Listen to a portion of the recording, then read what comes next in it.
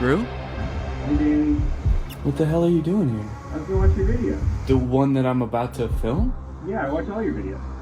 Alright, well, I mean, do you want to come down here and be in it? No, that's alright. Okay, well, No, thank you. fine, that's okay. Too.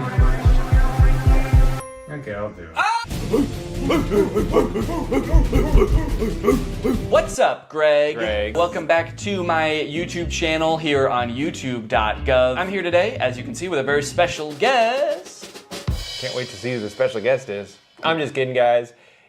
Or Danny? Danny, the camera's over there. You don't want to look at the camera right there. No blinking. No blinking. It's disrespectful. Yeah, I got a special guest here, Drew Gooden. Everybody say hi. And I had kind of a fun idea to film for a video today. Today, we are going to be speed running conspiracy theory rabbit holes. I don't want to look at a rabbit's hole. Can we start the video over? I don't want to look at a rabbit's hole. I want to look at a rabbit's dick. Yeah. Well, I'll look at the hole if it's attached to the dick. Mm-hmm. But not any other. Are we washed? Before Drew got here, I created a brand new Instagram account with no algorithm, and I also created a brand new YouTube account with no algorithm. And what we're gonna do is we're just gonna type in a conspiracy theory into the search bar and see what reels Instagram gives us, see what videos YouTube gives us, and we're just gonna try to keep getting more and more crazy ones for that conspiracy until we reach maximum conspiracy, and then we'll be radicalized. Yeah, that's kind of the goal today, is to get radicalized and kind of like have completely different beliefs after the video than we do right now. So I think it'll be tough to know exactly when we've reached maximum conspiracy for each theory, but I'm thinking somewhere along the lines we'll feel like we're ready to assassinate a senator or something like that. Yeah, usually at that point it's probably time. It's probably time to assassinate a senator. That's usually how I know it's time to assassinate a senator. Yeah, once I want to. Well, I guess the most basic conspiracy that we could start with is flat Earth. To me, it's not even a conspiracy theory. Because if the Earth wasn't flat, I'd fall over. Not fall off, you'd fall over. Fall over because of the slope. Have you ever tried to walk up a hill? And don't say that hills is proof that the Earth is curved. No, every time I've walked up a hill, I fell over. Exactly. So, what are we just going to search flat Earth or flat Earth? I guess it's kind of telling what the fittest flat earther? If someone has a conspiracy theory, I will only believe them if they're in really good shape. All right, we're just gonna search flat Earth. I guess we could go through some of these pictures, but really what I'm looking for is an Instagram reel. I see the craziest stuff on Instagram. Are you yawning already? I'm so bored. 33rd degree Freemasons, who are also Satanists, provided us with the glow model to deceive and mislead us. Oh. Yeah, so the round Earth is like a prank by the 33rd degree Freemasons who are also Satanists. Yeah. I like the first comment. I'd love to learn more facts around this. People think I'm wacko for suggesting the Earth could be flat. You are. Can you downvote on here? You're saying he harmed an animal? Yeah. Yeah, that comment pissed me off so much, I'm gonna go kick my dog. Yeah, it's his fault. What is the photo? These are all different ancient civilizations, how they thought the Earth looked, which is all flat. Oh, so it's sort of like this many people can't be wrong kind of thing. Yeah, even though they are all wrong. What's going on with the Australian? If you live in Australia and you watch my YouTube videos, stop. They probably watch them backwards too, because everything's upside down. Yeah, toilet flushes the wrong way. When you poop the toilet, it just comes out. I am so tired of it. I make a mess every time. So this is interesting. So Mars is like a hexagon? How can we view Mars and the other planets as mere balls of dust or gas? I'm gonna start saying that about my own balls. How can you see these as mere balls of dust and gas? Instead of what they really are. Balls of skin and cum. If gas on Earth isn't significantly affected by gravity, how is it possible that Jupiter, supposedly a massive ball of gas, has a gravitational force 2.5 times smaller than Earth? It's all a lie. Space is fake. All right, they had me until space is fake. I know space is real. I know space is real. That's where God lives. That's where God lives. Wait. Space is fake, but even in their own picture, they say this is Mars. They know that Mars is real. Then where is Mars? Australia, maybe? Oh. So Australia's not flat then. So maybe the Earth is shaped like this, and we're here, Australia's here, and that's where Mars is. Oh. When did you learn how to do that accent? I just freestyled it. That's crazy. Is that what they sound like there? That's hilarious. Mars. Well, where the frick are the reels? I thought they were gonna be... shit, I don't know how Instagram works. Where's the videos? Maybe now that I've searched it, it's gonna be my reels.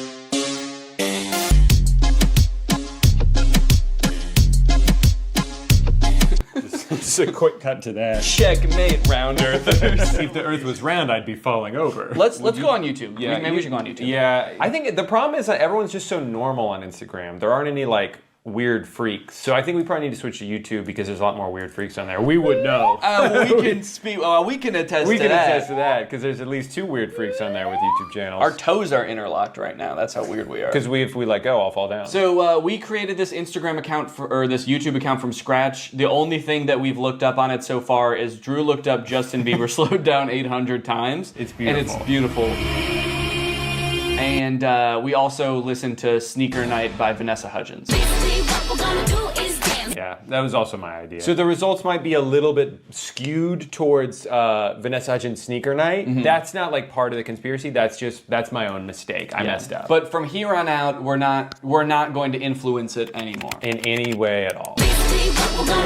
Okay, now I'll search flat Earth. Okay. That's how Vanessa Hudgens radicalizes people. So hold on. Yeah, okay, even the YouTube search is biased against flat Earth. It doesn't even like we're trying to view it objectively, but it's like, oh, flat Earther debunked. Yeah. Flat Earthers funny moments. Flat Earth Dave. It's like, let me find out who Dave is. All right, we're gonna search flat Earth. You know, do you ever do something and you think to yourself, like, I'm probably the first person to ever do this? Oh, yeah. I have to imagine we're the first people to ever search flat Earth from the Sneaker Night watch page.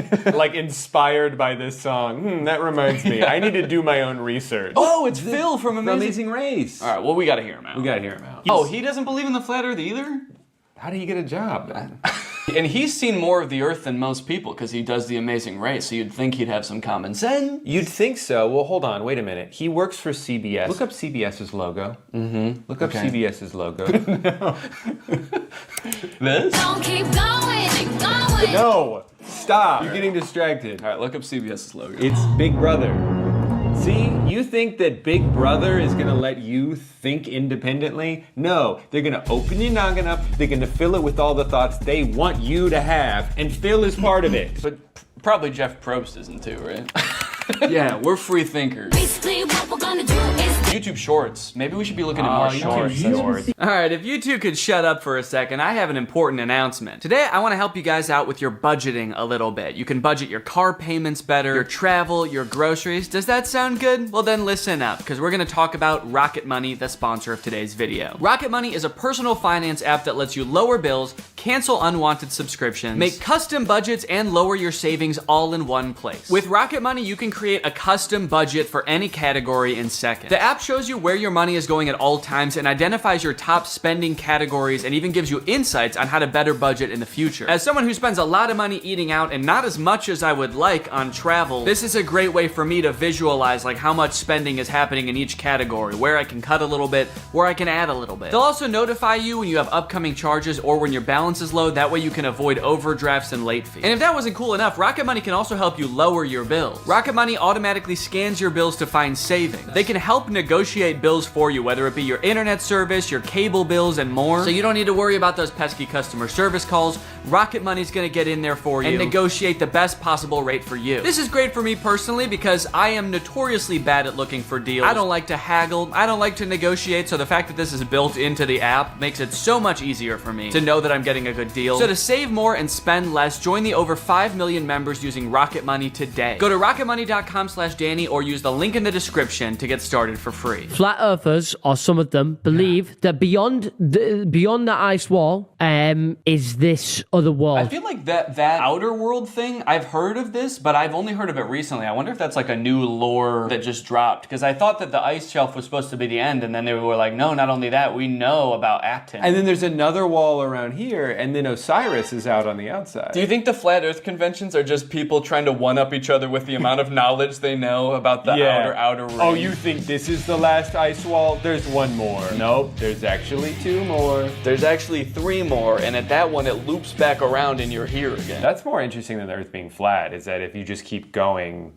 Well, that actually is just with the Earth. Is if you keep going along the Earth, you end up back where you started. So we kind of all believe the same thing. They just have more ice walls in their theory. Talking about how there was this one man that went to Antarctica on his expedition back in the day, and I can't remember his name. Flat Earth. Can't remember his Can't name. remember name. Sneaker Night extended cut. I can't remember his name. It was probably Vanessa Hudgens. Vanessa Hudgens, Sneaker Night. Proof of Sneaker Night. Internet famous flat earther has gone all the way to Antarctica to put his theory to the And he test. proved himself wrong. They always prove themselves wrong. I want someone to prove himself right. Just once, please. Just once. I mean, that's the thing though, is like the internet is it creates little bubbles for you. So if we did have an algorithm that was pro flat earth, it would be littered with flat earth videos and we would be like, this all confirms what I already believe. Where's that guy's mouth? Yeah, if the earth is round, where's that guy's mouth? Well, gravity's still technically a theory.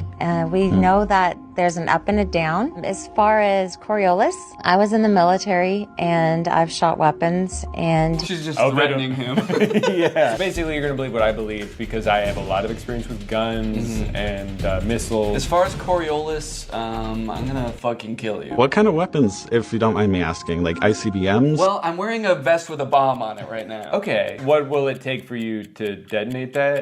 If you say one thing that makes me question my beliefs, I'm gonna kill all of us. Okay. And so how do you feel about sunsets? They think that there's like these enormous structures. It ignores something that everyone knows. There's this enormous water table that's underneath the pyramids. What's a water table? It just means that there's like water, like a well of water. I think because of the Nile. Like, you know how when you're at the beach, if you're not at the water, but you dig a hole, there's water under there because you're close to the water. So the pyramids, if you dig below it, eventually you get to water. And Right, so there yeah. couldn't possibly be like a big guy down there. Oh, right, because he would have drowned? Okay, next conspiracy, alien. What should we Google aliens-wise? Aliens wise? Are aliens wise? Aliens-wise? Yeah, Are like, are octopuses alien A creatures? group of scientists that were speculating that octopi had come from somewhere else, and frozen eggs had actually come from somewhere else. And the reason behind this theory is that octopuses are freaking weird. It's like that. How could something like that exist on Earth? Because they look so fucking weird. They must have come from some octopus-shaped planet. And also, if the Earth is flat, how could there be? So hold on. Can you? I need silence. Were you gonna say, can you call me back? Can you call? I'll call you back later. I've heard theories like this before about like some life coming from other planets. There's a theory that like all life comes from another planet. Like an asteroid had life on it and came from some other planet after like it got hit by a meteor, and then that came here and that's how life started on Earth. And to me that just feels so lazy. They're like, how did life start on this planet? It came from a different one. And that's all we need to figure out. Right, but then because then it's like, well, how did it start on that planet? An asteroid. Oh, from a different planet? Yeah, that makes sense. Okay, well then follow-up question, how did it start on that original planet? Like, where did it come from? God drew what? God drew an asteroid that came from another planet. The octopus is still extremely similar biologically to us. You look at an octopus cell under a microscope and you wouldn't be able to tell the difference. Right. Yeah, but you know, when you can tell the difference, when you fucking look at an octopus and you look at a human. We're not so different, you and I. If I look at you like this, I can't see shit. You might as well be an octopus up against my face. veteran describes strange alien encounter in Vietnam. I like that strange is in all caps. What if it just said, veteran describes pretty normal alien encounter in Vietnam? They should have done veteran in all caps, out of respect. And we should probably stand for this out of respect. yeah, I think so. Whoa! Dude, it's not flat at all in here. There in the shrubbery coming out of it are little gray entities about 4 foot tall. That's how I'm trying to be. Oh, you're just saluting? Till the day I die, I'll remember what the little entity said to me. And the way he said it, it was like, Clifford. It was like, I'll never forget what this little guy said to me and the way he said it. Yeah, he said, and then he blew up. He exploded. I think he was asking for help. I'll never forget that. And the way he said it, it was like, Clifford, you are not supposed to be here. I mean, he's right, we weren't. You normally don't carry your weapon on full automatic. I put it on full automatic and I started to fire, and I yelled out, VC, VC.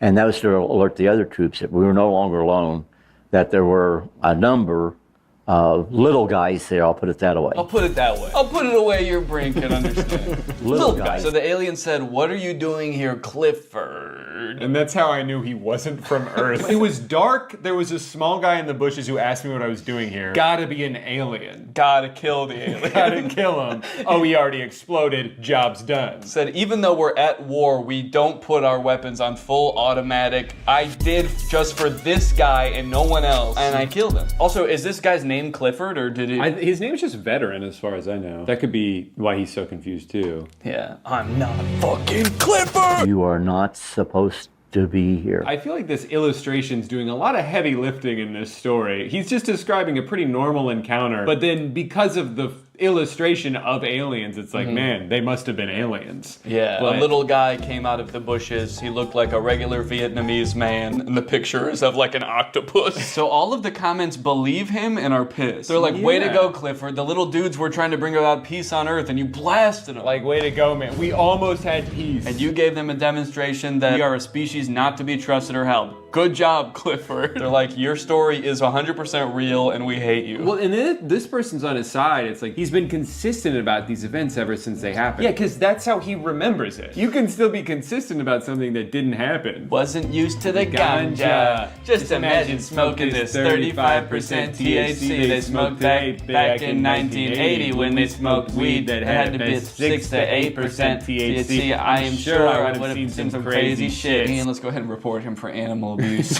More like plant abuse, because he's smoking the shit out of that ganja. Ganja! That explains who are the gray aliens. Okay, yeah. well that'll be helpful because the last one was about the gray aliens. How exactly do you become an expert in that? Do you think it's Clifford again? Yeah, well he definitely seemed to have a lot of expertise because he saw them with his own 2 eyes. And he shot them with his own one gun. Gray aliens are perhaps the most commonly encountered extraterrestrial species that we know, named for the coloration of their skin. Oh, they're gray aliens because they're gray aliens. That they've been hybridized multiple times, and we're seeing a lot of different types of features.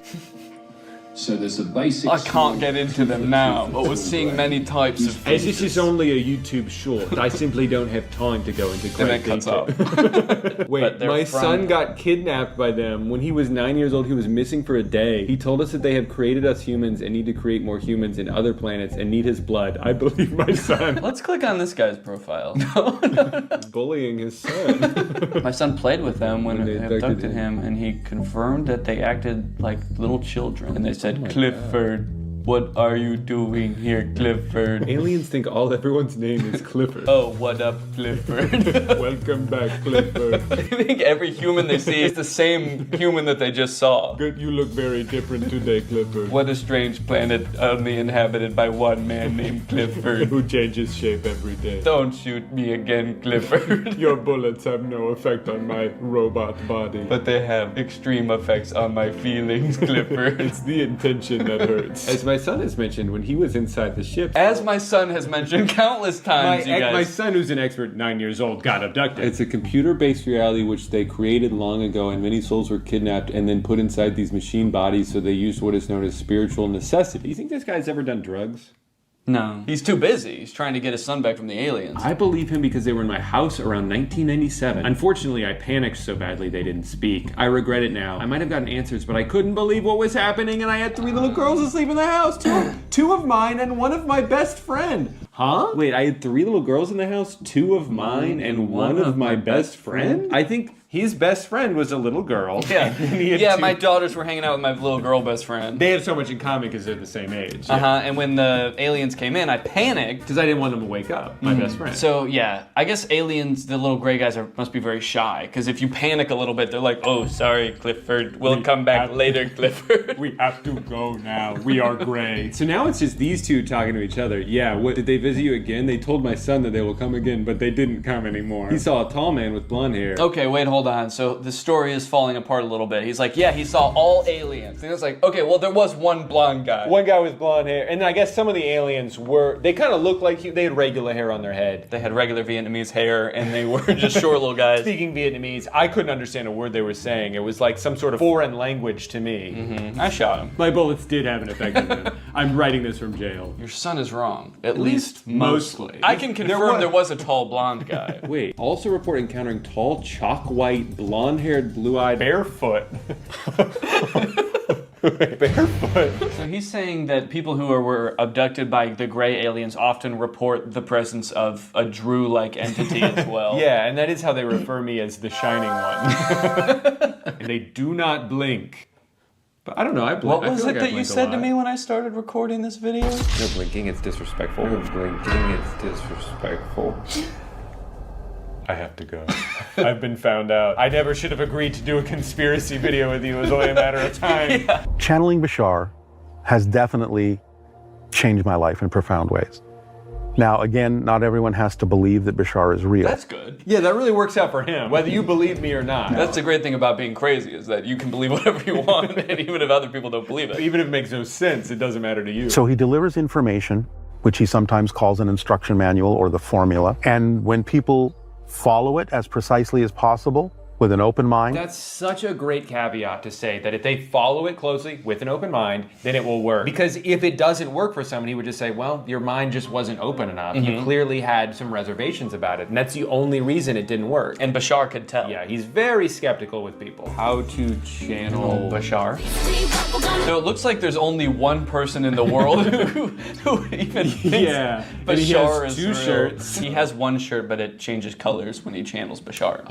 Would we go insane if we saw a video of Bashar? That's a great question. I was wondering if we would go insane if we saw a video of you. Of you? Oh, he's channeling Bashar. So I think Bashar is speaking through him. It depends on the mechanism used to capture the image. I mean, I have to imagine that there is some pre-existing lore about Bashar that if you were to see his face, you would go insane, and that's why he has to be channeled through people. Right. And so that's why she's asking this question. I like to imagine that she just came up with this out of nowhere off the top of her head. Hey, I really love everything you're preaching here today. I just want to know, like, would someone go fucking crazy if they saw Bashar in real life? And he's just like, It no. depends. It depends on if they have an open mind or not. Also, BasharStore.com? Yeah, that's where you can buy Bashar. Okay. I didn't think that this guy was like grifting at all before, but now I'm a little worried. Oh! Do you want to go back to 2011? How about 2003? How about 2000 through 2003? RSVP to Bashar? Yeah, the session looks like it's taking place about a month after September 11th. Unrelated. So I have to stream him channeling Bashar? I feel like I should be able to just channel Bashar myself. No, I think you're going to need to do it through a Bashar expert. I definitely feel like he needs... About 500 grand. We could. Yeah, do you think 500... While your video technology may be capable of capturing certain extraterrestrial beings, it couldn't capture. My eyes roll back in my head. It's just coming from my mouth. While your video technology... Oh my god! Donate $5 million to Bashar. Make it a monthly donation. While your video technology may be capable of capturing certain extraterrestrial beings, it couldn't capture us. You would see nothing but static. So it's not even that you would go insane if you saw it, you just wouldn't be able to see it. I think his answer changed as he answered. He was like, well, maybe. It depends if you use film or digital, because film, you wouldn't be able to capture me, and digital, you wouldn't be able to capture me. Yeah, and if you were using like an iPhone, then it would just be static. Yeah, it would just be a static image of Bashar where he flipping you off. Nice try, asshole. I'm going insane. Another type of recording? Maybe.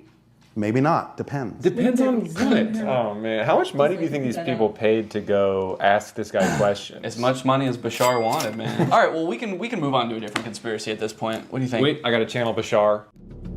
He's just flipping me off. Oh, he says I can watch it. Okay. But don't look at him or you'll go insane. Okay. One sec. I'm getting a call from Bashar. No, don't. No, he's FaceTiming you. Don't answer. Drew, have you ever heard of dowsing? Oh, is that what Mormons do instead of sex? That's soaking. No, what's dowsing? Dowsing involves 2 rods, which Mormons are not allowed to do. Not even after marriage. No rods. No 2 rods. 1 rod. 1 rod, 1 hole. Never 2 rods, never 2 holes. I'm not exactly sure how it works, but you hold these 2 rods like she's doing here, and it's gonna she like asks questions and it answers for her. Yeah. Do you have those rods? Yeah. Hold that and hold. Close your eyes and hold. Okay, well, let's watch this just so you can see. Okay, we'll watch it to see. Government planning to use Project Bluebeam to fake an alien or spiritual event. No, thank you. Right off the bat, I like how much lore is required to even understand her first question. Well, yeah, the first thing was, is the government going to use Project Bluebeam? And I don't know what that is. To create a fake spiritual or alien event. I don't know what that is. Well, the answer was no, so you don't have to worry.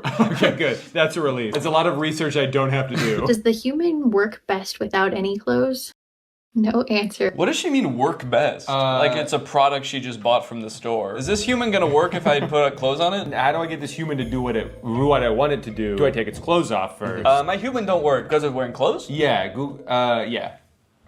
I had nothing to add to that, sorry. Does space have wormholes? Yes, thank you. I'm curious who is providing the answers. Maybe she's connecting with some kind of spirit or a alien, maybe? Yeah, who is she asking ultimately? It's not aliens, it's just the rods. So Reiki, energy work, and spirituality. So is she connecting with a ghost? Like a spirit? Oh. How the fuck would they know if there's wormholes in space? Well, because they died. And they went? When you're dead, when you're dead, you find out. Okay, so she's holding the rods. She's communicating with ghosts. The ghosts are just sort of like coming up and going this way, or they poking it the other way. Yeah, sometimes they actually go like, yes.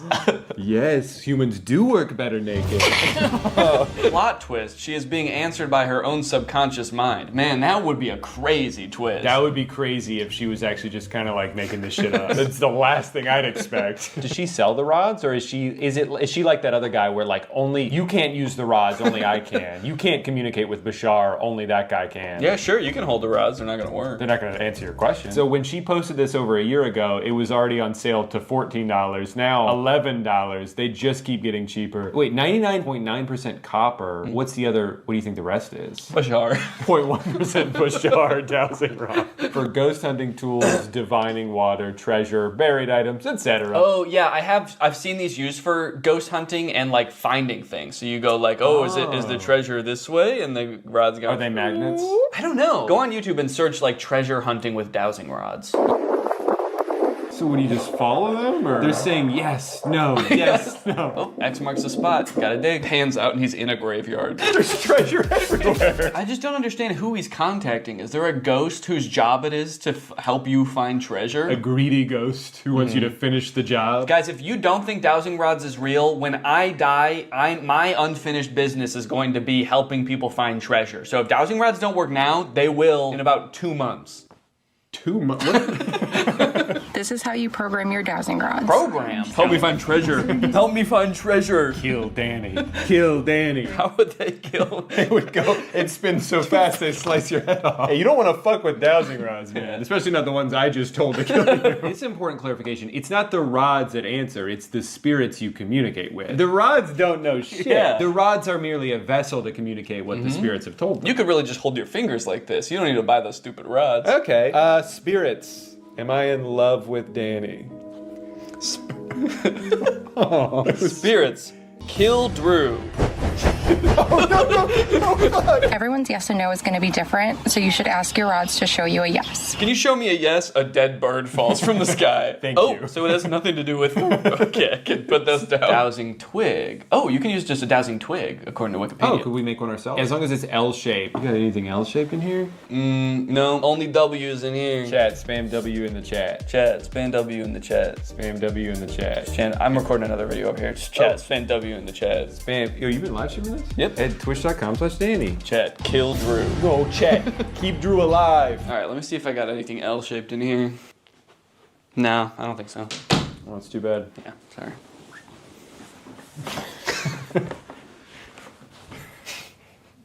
Are you still Danny, or I hear some screams from the It is me, Bashar. Wait, I have to film you. It's just static. A static image of Bashar flipping me off. And his dick's out, too. Hey! Classic Bashar. You know what they say, if you see Bashar, you go insane. If you see his dick, you suck it. You gon' suck it. That's what they say. If you see Bashar's dick, you gon' suck it. That's what he said in the video. Oh yeah, no, I saw. It was on the YouTube short. He said, yeah, it depends on the type of video technique, and if you see his dick, you go suck it. What do you think that's it? Just how to chug a pint of any liquid in a second. You can drink anything in one ginormous sip. Was it coming out of his nose?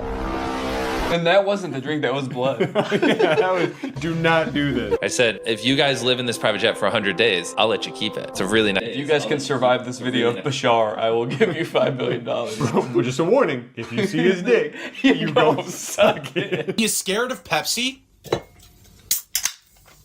We're gonna get this in the glass. Wait, how did we get in chugging content? We watched several dowsing rod shorts, and then it recommended a chugging video, and then was like, oh, you like chugging videos? Sure. The lack of videos saying these conspiracies are real on YouTube really makes me feel like you gotta be so dumb to fall for them, because like they don't even show up. Like YouTube is actively trying to hide them from you. Have to be like, no, I'm certain this is real, and you have to be so convicted in that for the YouTube to finally be like, all right. But some people just fall down those rabbit holes. Guys, it's time to go big boy. All right. All right. Well, I think we've gone through a decent amount of conspiracies. Flat Earth, aliens, dowsing, Bashar, and all the other ones. And all the other ones, etc. Etc. Ugh, don't get me started on etc. Yeah, she was a wild thing. So, do you think that you've learned anything today? I mean, do you think that you? Okay. See you guys next time.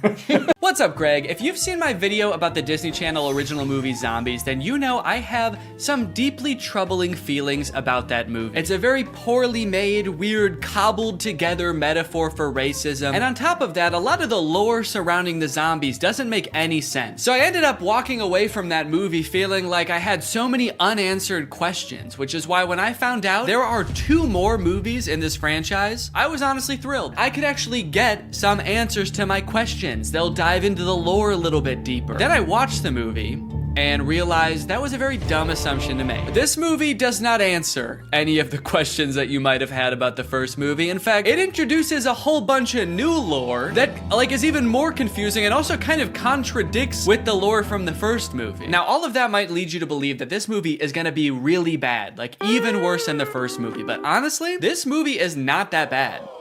Also, it has 100% on Rotten Tomatoes, so technically speaking, this is a perfect film. So strap in and get ready, because I don't know if you've ever seen a technically perfect film before, but this is what one looks like. The movie starts off right away, changing the lore that we all know. Welcome back to Seabrook, where belonging is everything. It wasn't always this way. There was a time when we had to protect ourselves. Right, we all remember that. In the first movie, you explained how the power plant blew up, zombies invaded the whole town and started killing and eating people. How could we forget? Legend has it that when the first settlers came to Seabrook, they found wild beasts with sharp claws lurking in the forest. Wait, so these beasts are different beasts? These are a different sect of beasts? Which sparked an epic battle. There was a war? Seabrook settlers bravely fought off the monstrous attack and discovered a powerful energy source. And that mysterious power source basically powered the entire town until that one fateful day when it blew up and created beasts.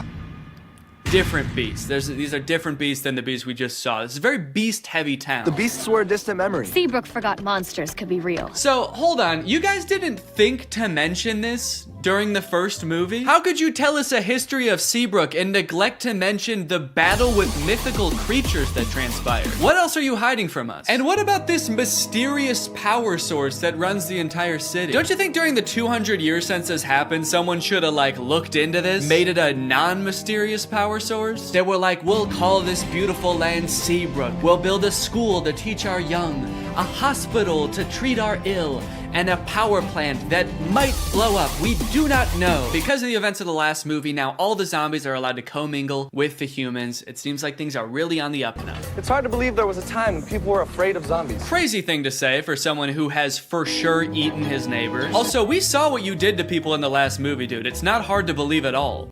I'm still scared of you. Then we check in on Addison, who you may remember from the first movie by her platinum blonde hair that for some reason in this universe makes her some kind of sick, disgusting freak. That's Cheer Captain Bucky, my cousin.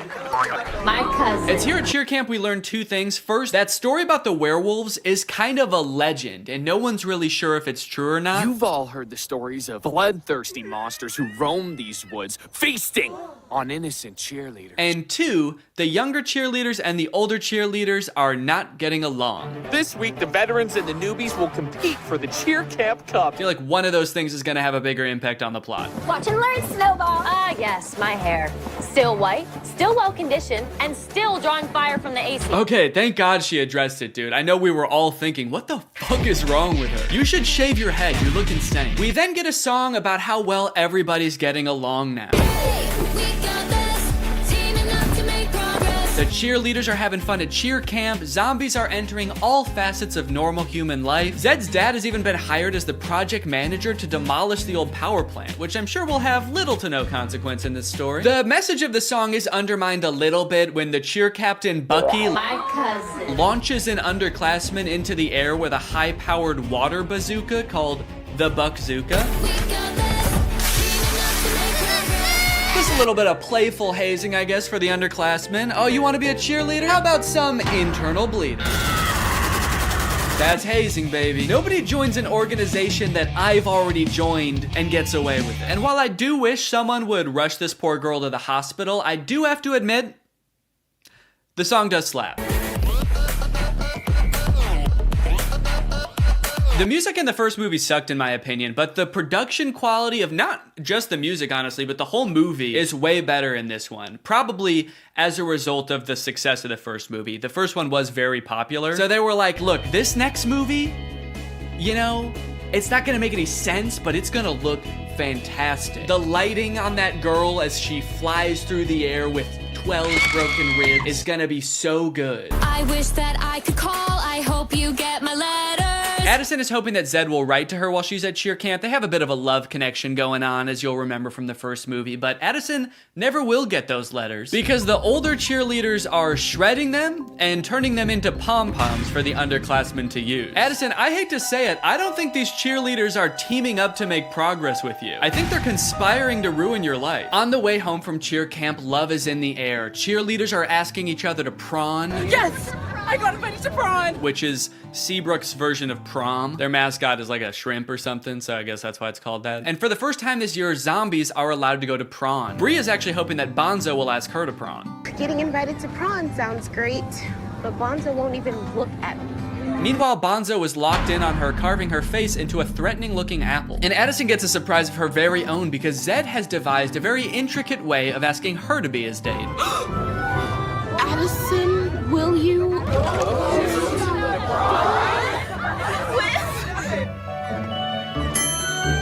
Zed! Uh-oh. Uh-oh! Zed's not supposed to be there! He's supposed to be floating over there. Zed!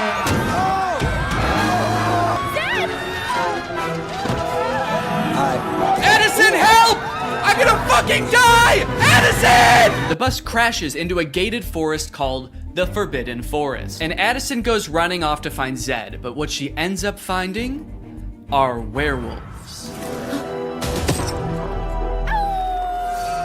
We're surrounded by werewolves. So here's where the movie started to lose me a little bit, and I know this is a perfect film, so this is probably something wrong with me, but I feel like when I look at these werewolves, they're not werewolves. They're just teenagers living in the woods wearing dead animals. You might be thinking, okay, these are people who are gonna become werewolves at some point. No, these are what the werewolves look like. They even go out of their way to show a full moon in one of the shots to be like, no, this is as werewolf as they're gonna get. These are outdoor teens with dead animals on. That's what werewolves are. And that's just how it is for the entire movie. And on one hand, I guess I understand because like true to form werewolves would probably be super expensive to do and make look good. But also, you guys didn't have to make a movie about werewolves. That was your choice. You already had a whole universe with zombies in it. You didn't have to add another creature. Or you could have kept the movie exactly the same as it is and just not called them werewolves. You could have made up a new creature. Just called them outdoor teens. It would have made sense. But no, you had to drag werewolves into this. You said this movie will be about werewolves. It will be an integral part of the story. And our costume budget will be $4. A few scenes later, a werewolf sneaks into the town of Seabrook and finds a drawing of like an actual werewolf that Zed's little sister drew, and he takes it back to the other werewolves and they all start making fun of it.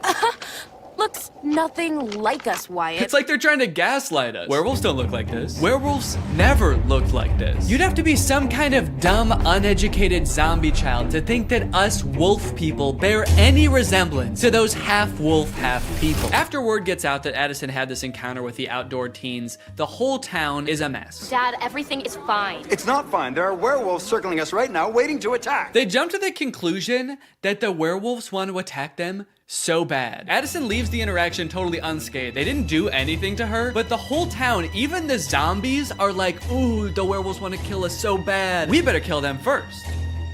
And eat them. Typical zombies. So the leaders of the town decide to reinstate all emergency monster laws. All anti-monster laws are reinstated.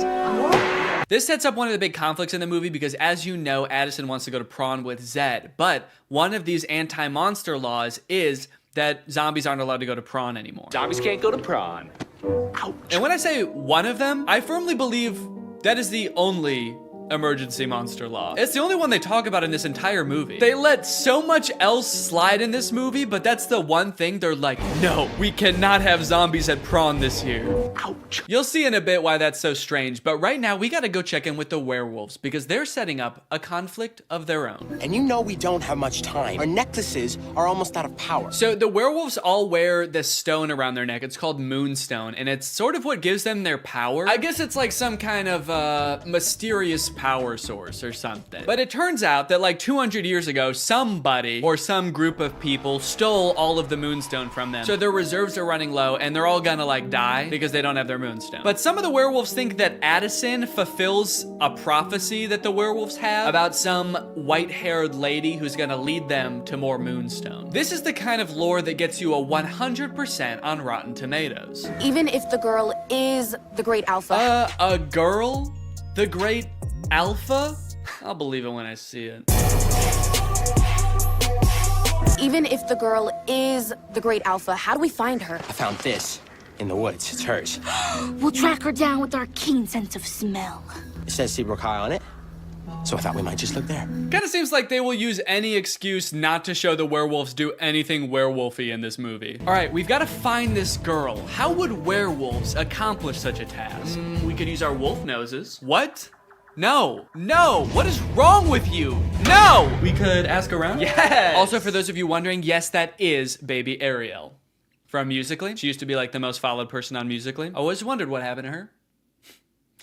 Guess she lives in the woods now. We find the girl, and if she's the great alpha, she'll tell us where the Moonstone is hidden. We go in the morning. We go tonight. That's right. They're not gonna wait around. They have to go tonight. So they march out of the Forbidden Forest, down the streets, and into Seabrook High, singing about how they own the night. Then they open up a vent and crawl into it, and they wait until morning. So kind of seems like they didn't really need to go at night, did they? They all file into the vent so dejectedly. They're like, maybe we should have researched what this place is. I guess we don't know what a school is. They're not here at night. Imagine they accidentally went on like the last day of school before summer. A janitor finally comes in after 80 long days and finds 20 dead werewolves in a vent. That day at school, Bucky and Zed both decide to run for class president. Zed because he wants to re-allow monsters to go to prom, and Bucky, I don't know, he probably wants to like divert more of the school's funding towards an unmanned drone for the cheerleading team. But then, suddenly, I will make Seabrook a place that embraces zombies and werewolves. What? Where? Oh, there? What a lucky guess. How can you tell? People peering in through glass doors? Yep. Those teens live outdoors. Man, Willa, we can't go to war with the whole town. We'll never find the Moonstone if they're on high alert. Yeah, dog, I think that ship has sailed. You guys just charged them growling and gnashing your teeth. I think they're on high alert. Hey, all that stuff we did back there, that was we were just messing around. We're just a bunch of friendly teens. Don't look at her. Do not look at her. Sorry. We werewolves so admire your town, and we just came here to Join your school. Okay, well, that's obviously not allowed. You guys were about to kill them. And also, the emergency monster laws are in effect, and there's definitely one forbidding such things. Technically, the Forbidden Forest is within the school district. What? So welcome to Seabrook. What? Wow, guys. The emergency monster laws are working great. No, you did so good. You did such a good job. They were so close to killing you, and they only stopped because they found out Bonzo's not allowed to prawn. So... good rule. So just like that, the werewolves enroll at Seabrook High. And wait a minute, all of the werewolves look the same age. Are they all teenagers? Or are some of them like 80 years old? Are some of them babies? And how does that work in dog years? Are they going to classes? I don't even know if they know how to write. They're not gonna be able to find the moonstone. They're gonna be too busy failing all their classes. So Zed is worried about losing the class president election to Bucky, so he decides to go over the new untapped voter base, the werewolves. Werewolves of the swing vote. Hello, wolves. I'm Zed. Do it like the zombies do. Yeah, for some reason I feel like the werewolves aren't gonna care who becomes the class president. They don't know what a president is. They don't know what school is. They live in the woods and they wear moonstone, dude. You have no fucking clue. Come on, we've got moves to bust. Throughout this whole movie, Addison has her own thing going on too, where she just feels like she doesn't belong anywhere. That's right, despite being a bleach blonde cheerleader at a Disney Channel high school who was literally elected captain of the cheerleading team in this movie, she just doesn't fit in. I don't feel like I belong anywhere, where. Which makes her that much more susceptible when the werewolves come a-knocking. The werewolves are starting to get desperate, and given that they think that Addison is the great alpha, which again, she could not be, they bring her back to their cave and ask her for help. I believe you're the great alpha. I believe you're a werewolf. That's it. That's why she doesn't fit in. That's why she has ugly hair. It's because she's a different species. It finally makes sense. So they do a little dance, they do a little wardrobe change, and now she's a werewolf. Damn, that was a fast costume change. Did she know they were gonna rip her clothes off down there? This seems terrifying if she didn't. The rest of the gang gets worried when they realize Addison is gone with the zombies, so Zed shows up and he just fucking kills one of them. Holy shit, dude. And we never see that guy again. I think he's dead. The explosion came from Seabrook Power. Seabrook Power is the birthplace of zombies. A little lime soda mixed with some mysterious energy, and bam! Zombies. Nice story, but it doesn't concern us. Nice story about you and your unknown electricity fuel, but we've got our own problem. We're looking for a mysterious power source. But it does concern you, Willa. That could be your moonstone, right? Oh, shit, she's right. So for the rest of the movie, Addison is like pretending to be a werewolf. She shows up to school the next day and she's like, I'm a werewolf. I've always been a werewolf and I've always known I was a werewolf. Addison, if you ever expect to be cheer captain... Well, maybe I don't. Maybe I'm not meant to be cheer captain. Maybe I'm meant to be eating gerbils. What do werewolves do? I actually don't know what they do. I know I am one, I just don't know what we do. Then we get the presidential debate between Zed and Bucky, and this is how all presidential debates should go. I'm a real human. There's no danger in that. They're real monsters. Man. What if they turn back? There should be singing, there should be choreography. One of the sides should be claiming that the other is a dangerous beast. And President Biden, how would you respond to that claim? He wants to eat me! He's trying to fucking eat me! The demolition of the power plant is imminent, so the werewolves rush there to stop the mayor from destroying all their moonstone. Via song? It does not go very well. Arrest them! Oh my god, dude, he said arrest them, not gas them. Colloidal silver. That'll tame those beasts. You know, for a government that just found out werewolves exist, they sure seem to have the exact chemical compound that would hurt them most. Colloidal silver shuts down their nervous system instantly. Just a hunch. Then Addison and the cheerleaders show up, and then Zed and the zombie show up, and now they're all singing, trying to convince the mayor to shut this thing down. Okay, at this point in the song, they're just having fun with it, man. They're just splashing around. I don't even think they're trying to convince the mayor anymore. He's not even in that part of the power plant. He's just standing alone in the main entrance now. You can hear music just vaguely echoing through the plant. Okay, I get it. think I figured it out like 20 minutes ago, guys. Okay, so I've got good news and I've got bad news. The good news is they decide not to blow up the power plant. Stop the detonation. The bad news is the demolition guy accidentally does it anyway. Well, shut it off. I can't. And also, Addison finds out she's actually not a werewolf.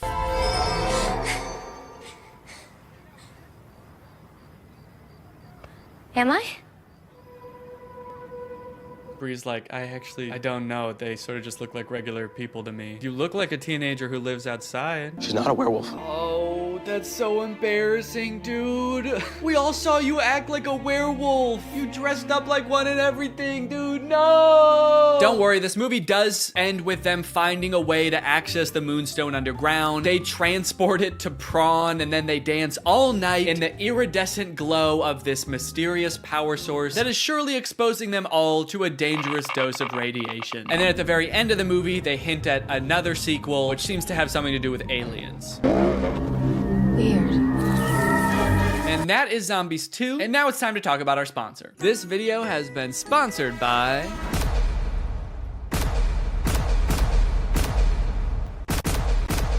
Guys, it's the season of giving, gathering, and with HelloFresh, it can be the season of saving. You can actually save money this holiday season with fresh, delicious recipes delivered straight to your door. It's cheaper than takeout, it's easier than grocery shopping, and the meals turn out so good. I like HelloFresh because I'm not really much of a chef. Okay, I don't really know how to cook well, but every time I cook HelloFresh, it ends up turning out great. Last night we had these Tex-Mex enchiladas. Didn't take too long to prepare. Turned out great. Honestly, best homemade enchiladas I've ever had, and I was the one who made them at home. I've got a lot going on. I've got a baby. I've got family visiting. It's a busy time of year. So sometimes it can feel impossible to get a good, nutritious homemade meal in, but not with HelloFresh. Can I let you in on a little secret? Some of their meals only take 15 minutes to prepare. How is that possible? Must be Santa. And guess what? HelloFresh is actually more than just dinners. They've got breakfast, they've got lunches, they've got snacks. So you can start skipping the grocery store for a variety of meals. HelloFresh is making life so much easier. So if you want to check out HelloFresh and for free breakfast for life, visit the link in the description or scan this QR code. One breakfast item per box while subscription is active. That is free breakfast for life with HelloFresh at my link. Again, this QR code. Don't use a different QR code, it won't work. Thank you to HelloFresh for sponsoring this video, and thank you to you guys for checking out HelloFresh. All right, thank you guys for watching this video. If you're new here and you're not subscribed yet, make sure you subscribe and turn on my notifications to join Greg. We are the fastest growing army on YouTube. Do not look that up. I'll see you guys next time. Bye-bye. Hello, Greg. Why are movie studios making bad movies on purpose? I swear to God they are. I'm sure most of us by now have seen clips from the new Pinocchio movie. Father, when can I leave to be on my own? And that had me pretty skeptical, honestly. You're trying to tell me they made it and they were like, the main selling point of this movie is that it will be good? No chance. And now I've recently seen people talking about this movie Marmaduke. It's about a cartoon dog voiced by Pete Davidson. It has 0% on Rotten Tomatoes. I've watched it and it is in fact the worst movie you'll see this year. And it just really seems like they're trying to make bad movies on purpose. This movie is just heinous. It feels like Netflix just like fed an AI a bunch of scripts of bad movies until it spat out Marmaduke. This movie is not good at all. I think it has 0 redeeming qualities, actually. There's nothing good in this movie. I would even give it a negative score if I could. I like that I said that as if there's something stopping me. I'm my own entity. I'm not limited. I don't have a boss telling me I have to give it a positive score. I'm gonna give it a -6 out of 10. We begin with a narration from Pete Davidson himself, who could not sound less interested in explaining the exposition of this movie. Marmaduke was some fucking dog, dude. I don't care. I'm dating a Kardashian, man. You think I need this? I personally don't have a problem with Pete Davidson. He's a funny guy. He was not up to the task of being the main character in this movie. This is a cartoon dog. You need someone with like a crazy range. Pete Davidson's emotions range from high and pleased down to high and indifferent. different. That's about all the variety you're gonna get out of Pete Davidson. After watching the movie all the way through, I'm not even 100% sure that Pete Davidson even knows he's in this movie. I haven't seen Pete Davidson do any promotion for this movie. I don't think he's done interviews talking about, you know, getting into the role of Marmaduke. I would not be surprised if they just like took audio excerpts of Pete Davidson from like other TV shows and just like found a way to make a movie about a dog around them. Go ahead and look at the characters in this first scene here and tell me, what is your reaction? Art is subjective. What you like depends entirely on your life experience, your personal taste, you know, where you were born and raised. For example, I was born in the 1990s on Earth, and I hate every single one of these characters. There are 3 body shapes in the universe of Marmaduke. There is eerily slender, bouncing egg. That's right, they don't walk, the round characters. They just kind of bounce from place to place. And then there's Mom. Mom has a serious case of the Pixar mom syndrome. I guess the creators of Marmaduke decided to take a page out of Pixar's book when designing the mom, and then they ignored all the other pages in the book about like how to make a movie. Anyway, through a little bit of narration, we find out that the reason Marmaduke is not allowed at this party is because he's basically a terror to the family. Marmaduke is a nightmare. He chases the cat, he beats the shit out of the dad. This dog is terrorizing his family. This is a bad boy. Guy, being like a world famous dog trainer, sees Marmaduke, this poorly behaved monster, and decides, hey, this would be kind of an interesting challenge for me to transform Marmaduke into like a good boy. At first I thought this guy was gonna be the villain of the movie because he's like rich and British, and I think that it's the law in cartoons that the bad guy has to be rich and British, but this guy is actually, he's not that bad. He's a little greedy, but he's not the bad guy. So Guy goes over to, if you let me train your dog and enter him into like dog competitions, we could win $1 million, and I'll share the $1 million with you, which is actually a very nice thing for a rich British man to do in a cartoon. The family says yes, so Marmaduke gets to train with this experienced, highly awarded, rich and famous dog trainer. And they start training right away. Or actually, sorry, Marmaduke doesn't want to train at all, so the trainer starts beating the shit out of Marmaduke. It's enough for today. That's enough for today? You didn't do anything. You just hurt a dog. You didn't teach him any tricks. He doesn't even know how to sit. All right, the first trick we're gonna learn today is how to dodge a punch. Okay, it looks like you didn't get it today, but we'll try again tomorrow, okay, buddy? Anyway, I guess after showing Marmaduke how violent he is and all of his like cool martial arts skills, Marmaduke is like, wait, actually maybe I do want to get trained by this guy. And they make it seem like it's because like Marmaduke is so impressed. I personally think it's because Marmaduke is so scared. He does agree to finally be trained. So cue Marmaduke getting trained montage. Or sorry, Marmaduke getting tortured montage.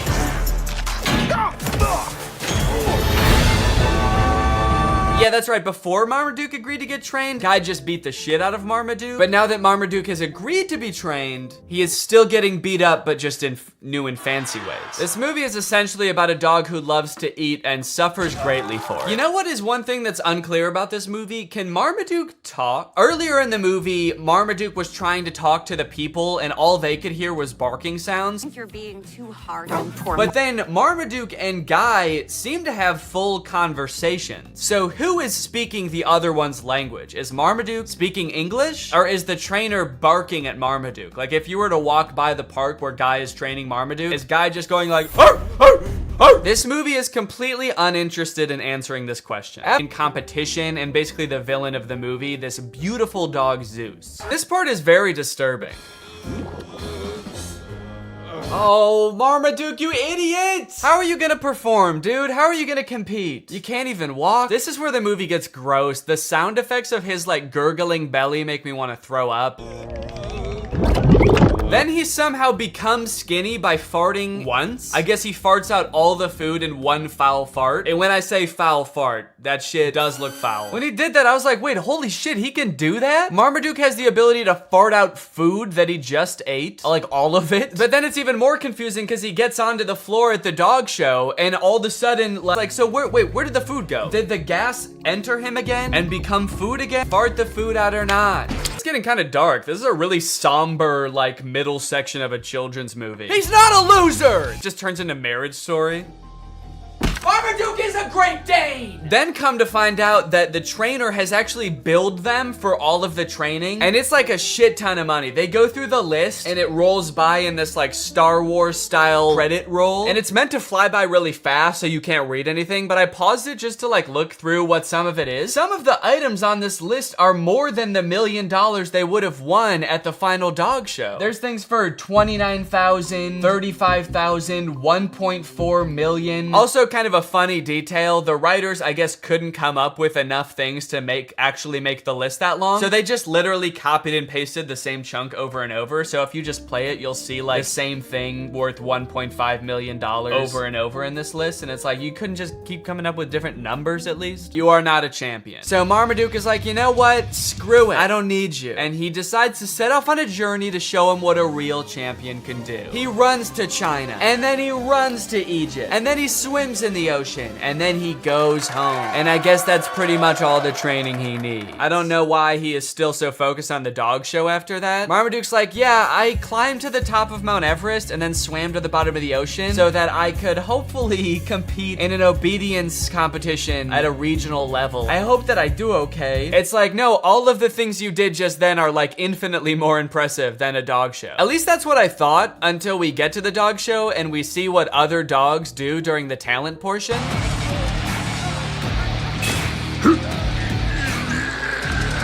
Okay, so the bulldog is winning the talent competition. The bulldog is winning the whole show. Forget about the other dogs for a second. There is no way that Marmaduke can do anything near that impressive. I know he ran around the world, but he just ran and swam. This dog lifted up a convention center. The other dog's not quite as impressive. One of the dogs dances, pretty lame. And another dog did like a half fight, half rap. Pretty cool. I didn't know there was magic in this universe. They just decided to spring that on us in the last like 20 minutes of the movie. But I just don't understand how they were able to continue the competition after the bulldog lifted up the building. If I was in the crowd, I would be on my hands and knees crying after that. I don't think that it's fair to continue the show. Okay, Zeus actually hypnotizes the crowd. That's actually pretty impressive. Yet another use of magic. I like that they're really doubling down on that in the third act of this movie. Also, I'm getting a lot of parallels from the Disney Channel original movie Zapped in this movie. Although I don't think anyone beat the shit out of a dog in that movie. Also, hang on a second. If hypnosis exists in this universe and it is like a thing that can be done effectively, why the hell did the trainer need to beat the fuck out of Marmaduke? If in this world it's possible to mentally make a dog do whatever you want, what sick thrill did Guy get out of assaulting Marmaduke? It's almost like that wasn't even training, and he just, like, what if he did hypnotize him and then he was like, and now the rest of this is just for me. Anyway, it's time for Marmaduke's portion of the talent show. Now, everything else up until this point is so insane that, like, anything Marmaduke could do, even if he did something really cool, would be kind of underwhelming. But like, even with that in mind, Marmaduke just does the dumbest shit. His boy owner gets on his back and they just like run around the stadium. I'm sorry, Marmaduke, but that was not impressive at all. We literally all just saw magic happen. We saw a bulldog lift up a building. I know I keep mentioning that, but that was insane. We all just saw an entire crowd get hypnotized by a creepy blonde dog, and Marmaduke's like, yeah, but can you do this?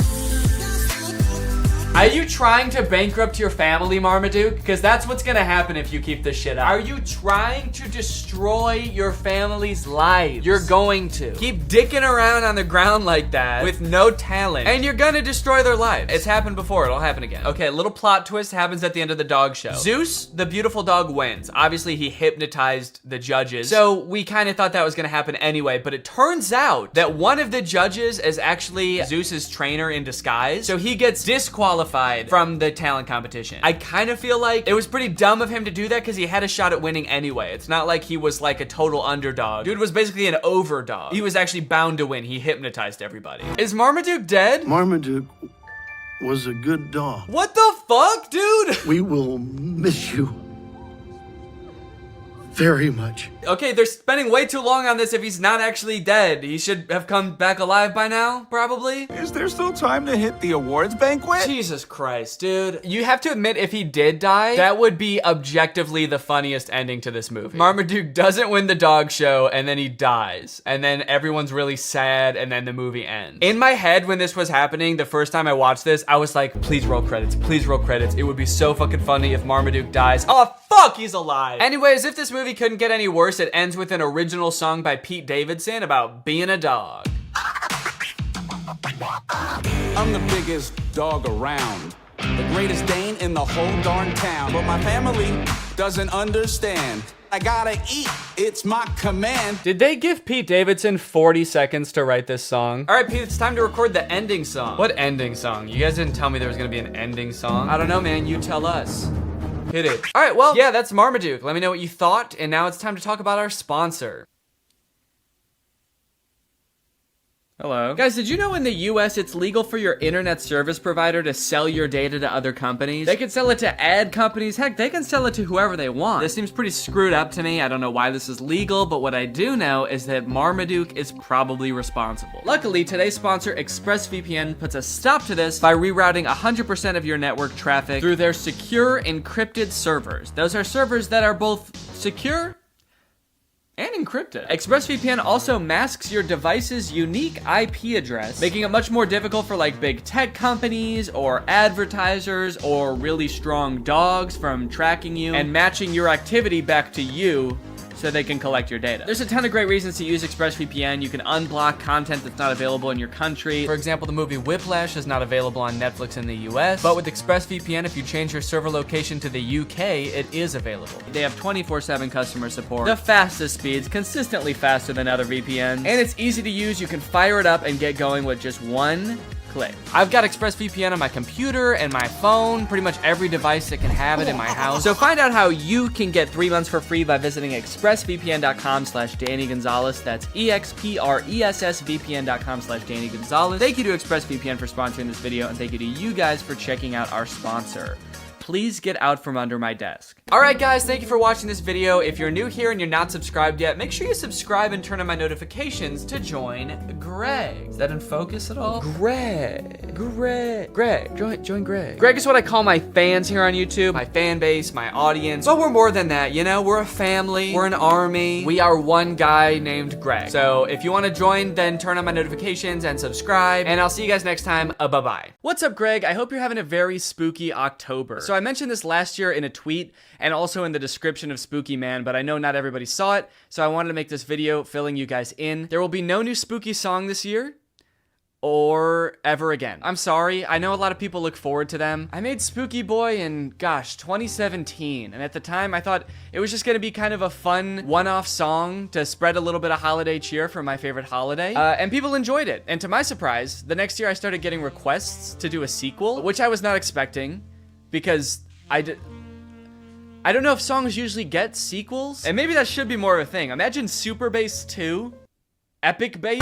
But anyway, I made a sequel for Spooky Boy, and then I made another one, and before I knew it, it was kind of like a little spooky tradition that every year I would make a spooky song. But I don't know if you've ever tried writing more than 4 songs about the exact same thing, but it's hard. And don't get me wrong, I'm still a spooky person, okay? I haven't abandoned the spook. But at this point, I kind of feel like I've just written the same song 3 times and then another time, but sexy. And I just kind of feel like I'm out of spooky bars. I'm out of clever Halloween puns. I'm out of catchy Halloween melodies. And trust me, I've experimented with a ton of different spooky song ideas, but just none of them hit the same. In fact, as a little goodbye to this yearly spooky tradition and the spooky saga as a whole, why don't I show you a few of my rejected spooky songs? Man, look at all these spooky songs. There's a lot of memories in here. And I really did try everything.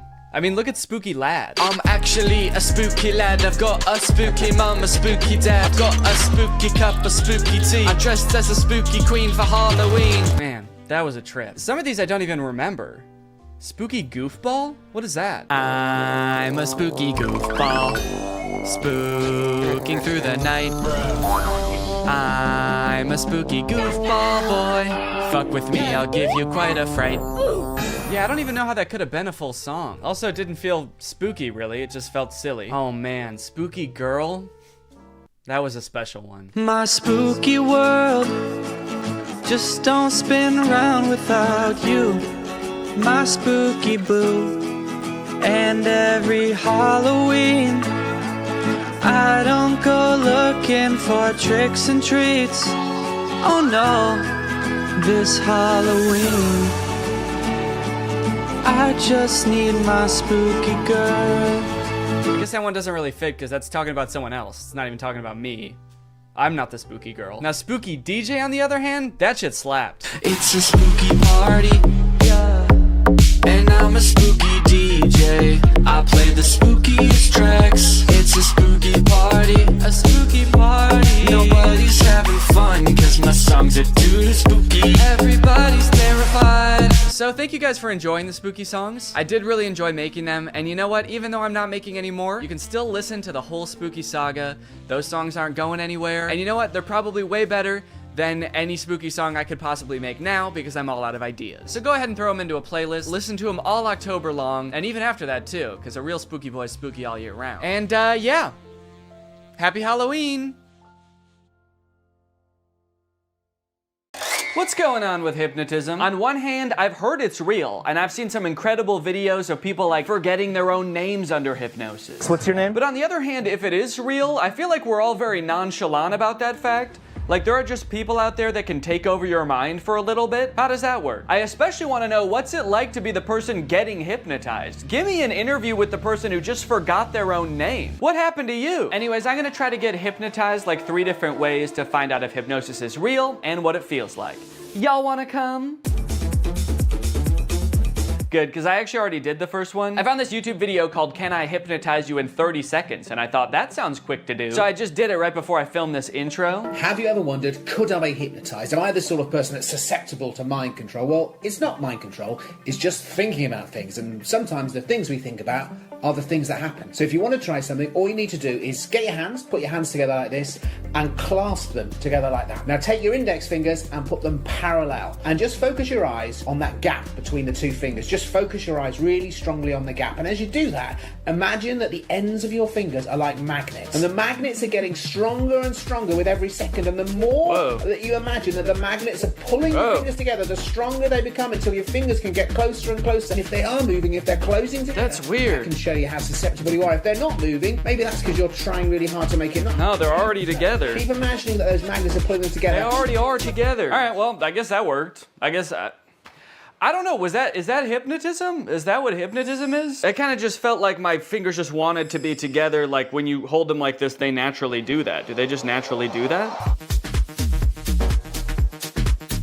No, I guess I can hold them like this just fine. Okay, well, dang, maybe I got hypnotized that quick. The second type of hypnosis is hypnotherapy. I always kind of just assumed hypnosis was fake until I talked to a family member who said they got hypnotized to stop smoking. But apparently there are hypnotherapists all over the place who are more than happy to hypnotize you for a wide variety of things, like addiction, phobias, throat lump issues. Bad karma won't go away. These are real ones from actual hypnotherapist websites. As for myself, I'm hoping to get hypnotized to cure my lifelong battle with my nails. I've bitten my nails as long as I can remember. I hate it. Laura hates it. I bite my nails so much I chip my tooth. So hopefully this guy can fix it or at least replace it with like a healthier habit like smoking. I really want this to work, so I've intentionally like not looked up much about hypnotherapy because my instincts tell me it's one of those things that you have to like fully buy into, and I don't want to read something that makes me doubt it. So the only thing I know right now is that I'm going to be paying $450 over 2 sessions to get hypnotized via Zoom.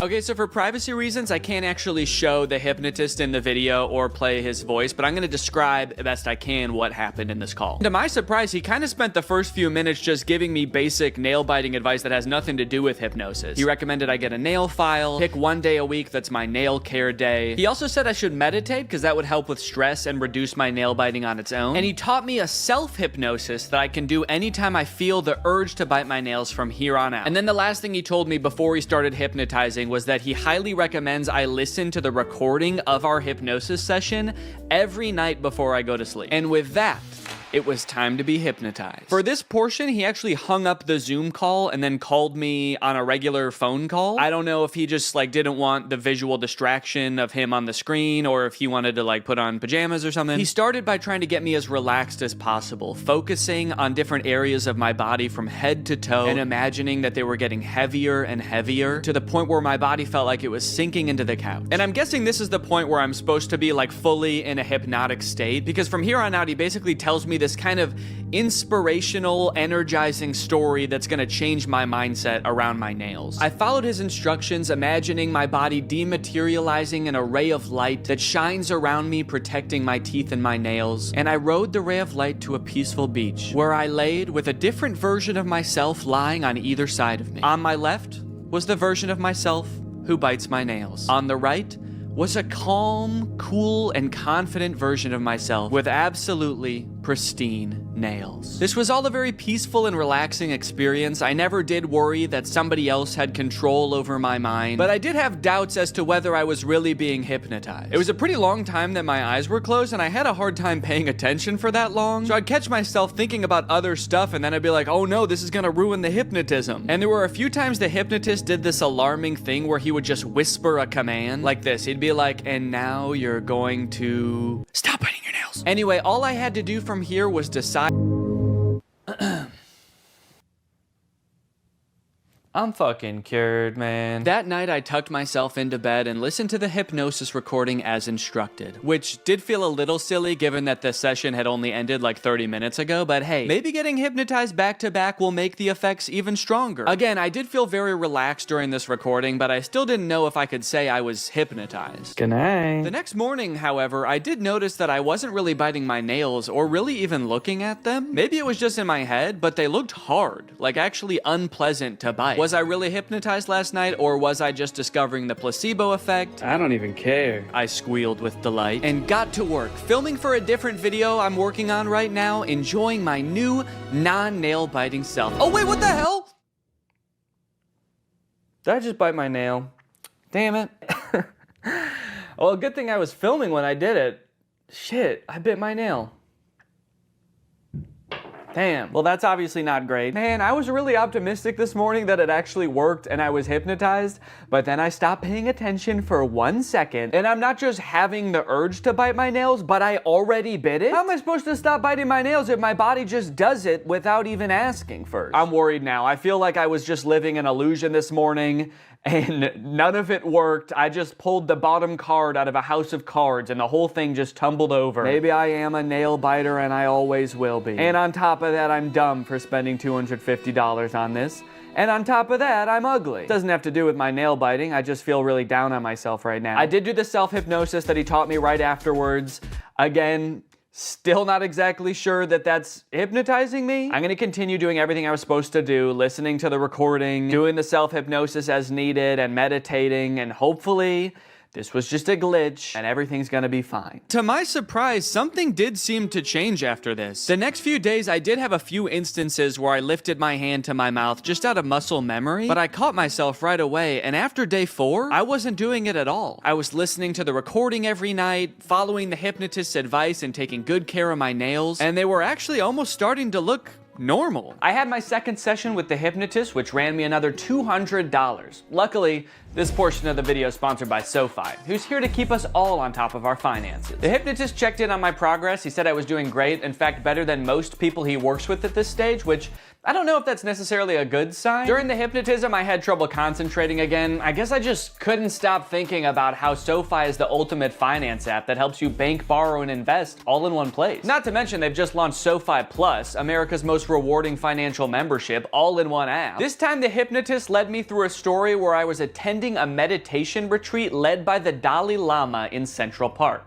That sounds expensive. I must have been using SoFi Plus. You see, you can unlock more than $1,000 in value with qualifying activities in banking, spending, investing, and more, with exclusive perks that help you over time. That includes unlimited access to SoFi's wealth financial planners who help you make a plan and stick to it. Plus, members with a new or existing SoFi checking and savings account also unlock up to 3.8% APY on bank savings balances. That means you're earning 9 times the average national rate on your savings. At that rate, you'll earn more interest in 7 weeks than you would in 1 year in a big bank savings account. That's why SoFi Plus isn't just smart, it's how you make good choices. So head on over to SoFi.com/Danny, scan this QR code, or click the link in the description to learn more about how you can get your money right with SoFi Plus. Thanks to SoFi for sponsoring this video, and thank you to you guys for checking out SoFi. After 7 days, I was doing so well, I decided I could stop meditating and listening to the recording every night. I mean, it kind of seemed like I was done biting my nails. Surely I didn't even need those anymore, right? You guys, it's been 30 days and I haven't bitten my nails once since that first time. Peekaboo! Kind of a crazy way to reveal my nails. Look, now just because I stopped biting my nails, does that 100% mean that I for sure got hypnotized? No, honestly, no, I don't think it does. Honestly, I think it's possible that I was hypnotized, but I'm leaning towards I don't think so. Honestly, I kind of feel like it was all the other advice on top of listening to that very inspirational, albeit non-hypnotizing recording every night that actually made the difference. At the end of the day, maybe I didn't need to get hypnotized to stop biting my nails. Maybe I had it in me all along, which is kind of inspirational and also makes me feel like shit in a way, because then it's like, why didn't I just do this earlier? Regardless, I am still open to the possibility that I was in fact hypnotized. I feel like if I can get hypnotized by the stage hypnotist, then I'll know for sure what being hypnotized feels like, and then I'll know for sure if I was hypnotized back then too. Hypnosis is a state of focus without much awareness of peripheral noise. You're concentrated on one thing and the world kind of slips away. This is stage hypnotist Chris Jones. He's been on America's Got Talent. He's performed all over the world for over a decade. So if anyone's going to be able to hypnotize me, it better be this guy. Also, the GoPro on my head died the second we started getting hypnotized, so don't get your hopes up for any shots from this camera. All right, fine, you can have this one, but that's it. Chris suggested that this would be a lot more fun with a group, so I got some friends together and we all sat down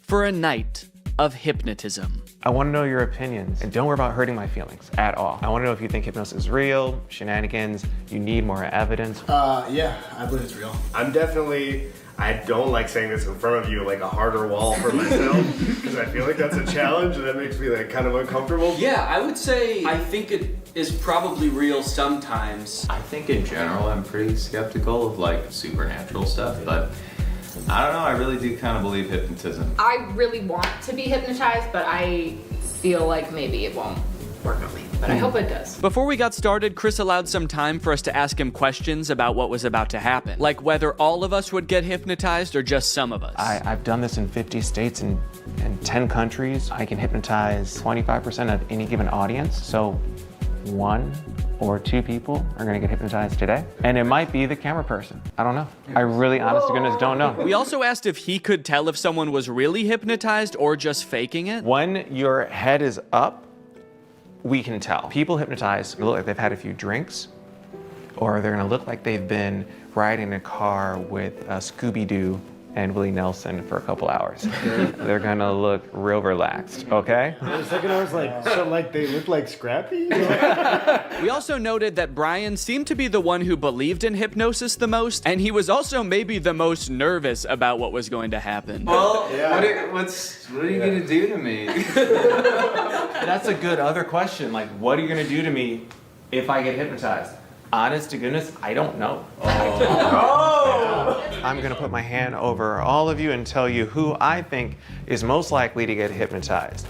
I'm pointing in the direction of the person who I think is most likely to get hypnotized. Now, you won't see the induction often on TV or podcasts or even movies, because this next part, if you watch it in its entirety, it could hypnotize people.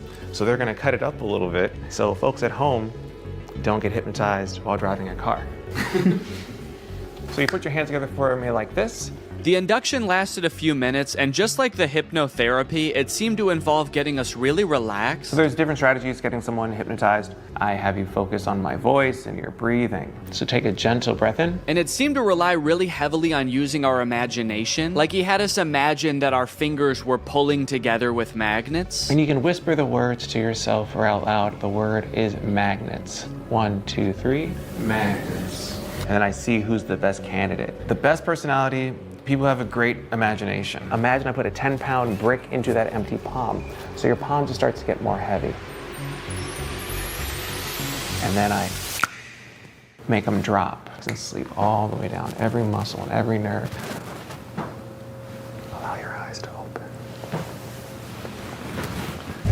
And slowly, gently, 1, 2, and 3, eyes open. Yes, so we understand. You can see like a before and after. You see their faces getting a little bit of that drunky or like stony look to them. Brian, of course, Yeah. What's happening? What are you feeling? Tell us your wife, because you are a great candidate for hypnosis. I can totally tell. You are there. Danny's there as well. I just want you all to interact in a moment, but what are you feeling right now? I'm just hanging out with the crew.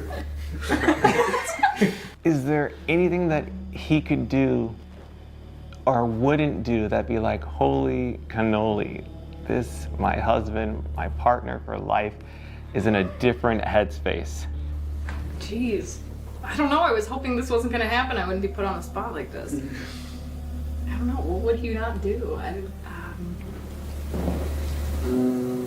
For whatever reason, we couldn't seem to come up with a single thing that Brian would never do off the top of our heads. I guess that's just a testament to what an insane dude Brian is. Whatever the reason, all this uncertainty seemed to pull Brian out of his hypnotic trance. So Chris quickly moved on to his next target. Thank you, Brian, of course, and sleep. Relax and let go from the top of your head to the very, very bottom of your feet. Relax every muscle and every nerve and every fiber in your body.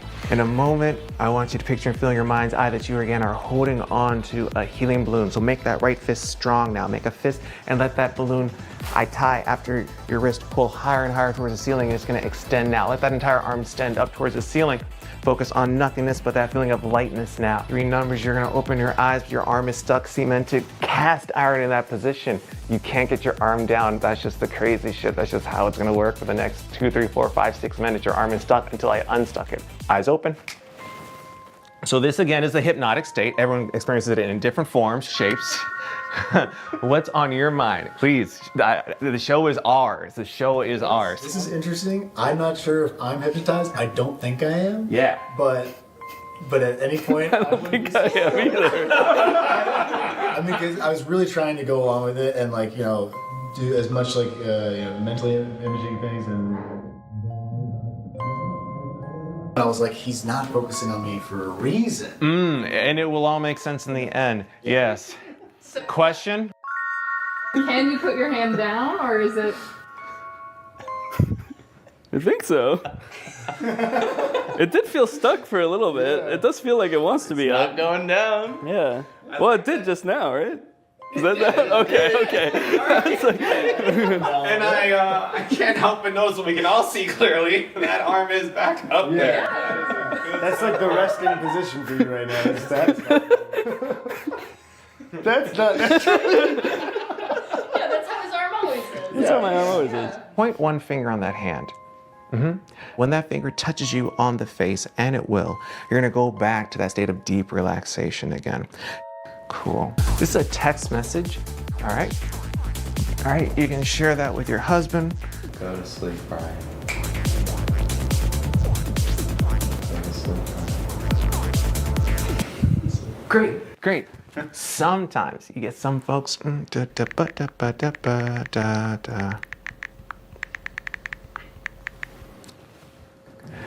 3, 2, 1. Danny, wide awake. Hey, your homeboy has a text for you. You can just read that. Go to sleep, Danny. I will go to sleep. Okay, clearly the dynamic changed here a little bit, and I'm still not exactly sure what happened, but somehow both Brian and I got snapped out of whatever might have been going on. I feel bad. I heard you guys all leave. I didn't know if I was supposed to stay asleep or what. That's all right. Good morning. So even though it wore off pretty quickly, I think we can all agree by the look on my face, I was in some different kind of mental state, at least for a little bit there. So is hypnotism real? Maybe so. What does it feel like? Well, just ask Danny from right after the hypnotist left. I'm curious, did it seem like I was hypnotized? Yes. Okay. A little bit. Because I feel like I don't really think I was. Really? Naturally, what followed was about 20 minutes of the rest of the group trying to convince me that I was in fact hypnotized. Physically, I was shocked with how much you guys collapsed. You two did definitely have like a very glassy. It almost feels like I'm gaslighting you about you being hypnotized. Like for somebody to come up and be like, sleep, and then you collapse is like such a suggestible state that is not your own. Am I just a little bitch that'll do anything anyone tells me? I can't believe it, but I genuinely didn't realize I was hypnotized until the next day when I watched the footage and realized how out of it I was. Okay. No, maybe I see a little bit of what he was talking about there. I do look a little bit out of it, actually. I guess in the end, hypnotism is real, but it doesn't feel at all how I thought it would. It kind of just felt like I was very relaxed, maybe even a little bit tipsy or like dazed. It honestly felt kind of good, and I think you can tell I was a little extra giggly. Hey, look, it says all those things on Google too. That's crazy. I didn't have to make this video at all. Now that I know what it's supposed to feel like, I guess I could say it's possible that I really did get hypnotized to stop biting my nails too. I just didn't understand what it was supposed to feel like. But I still don't know that I recommend it for the $450 I ended up paying, especially when there's a bunch of free hypnosis sessions on YouTube you could probably just try. Damn, I can't believe I'll never bite my nails again. Thanks for watching, guys.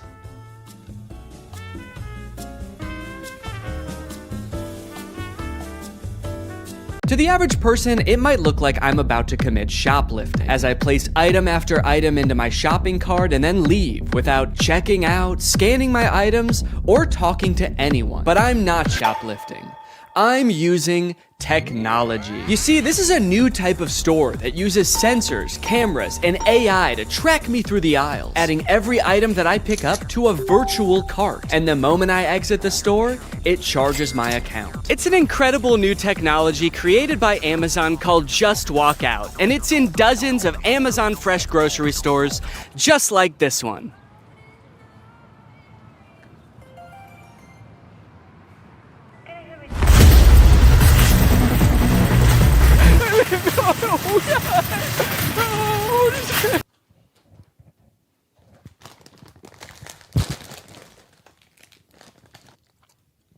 I'm not just gonna not eat them. Okay, anyway, where was I in the script before I became a criminal? Oh yeah, they're an incredible new technology. They're called Amazon Fresh Stores, and they are a gigantic lie. You see, while Amazon was touting these stores as a cashierless solution that allowed them to use AI to cut out all of the on-location workers, it turns out what it really meant by AI was anonymous Indians. Amazon's Just Walk Out stores relied on 1,000 people in India watching, not AI. So it turns out that even though they started implementing this technology in stores in like 2016, as of 2023, Amazon still needed 1,000 people in India reviewing about 70% of all orders to make sure that it worked. In other words, it didn't work. It's just crazy because, like, why did they lie, you know?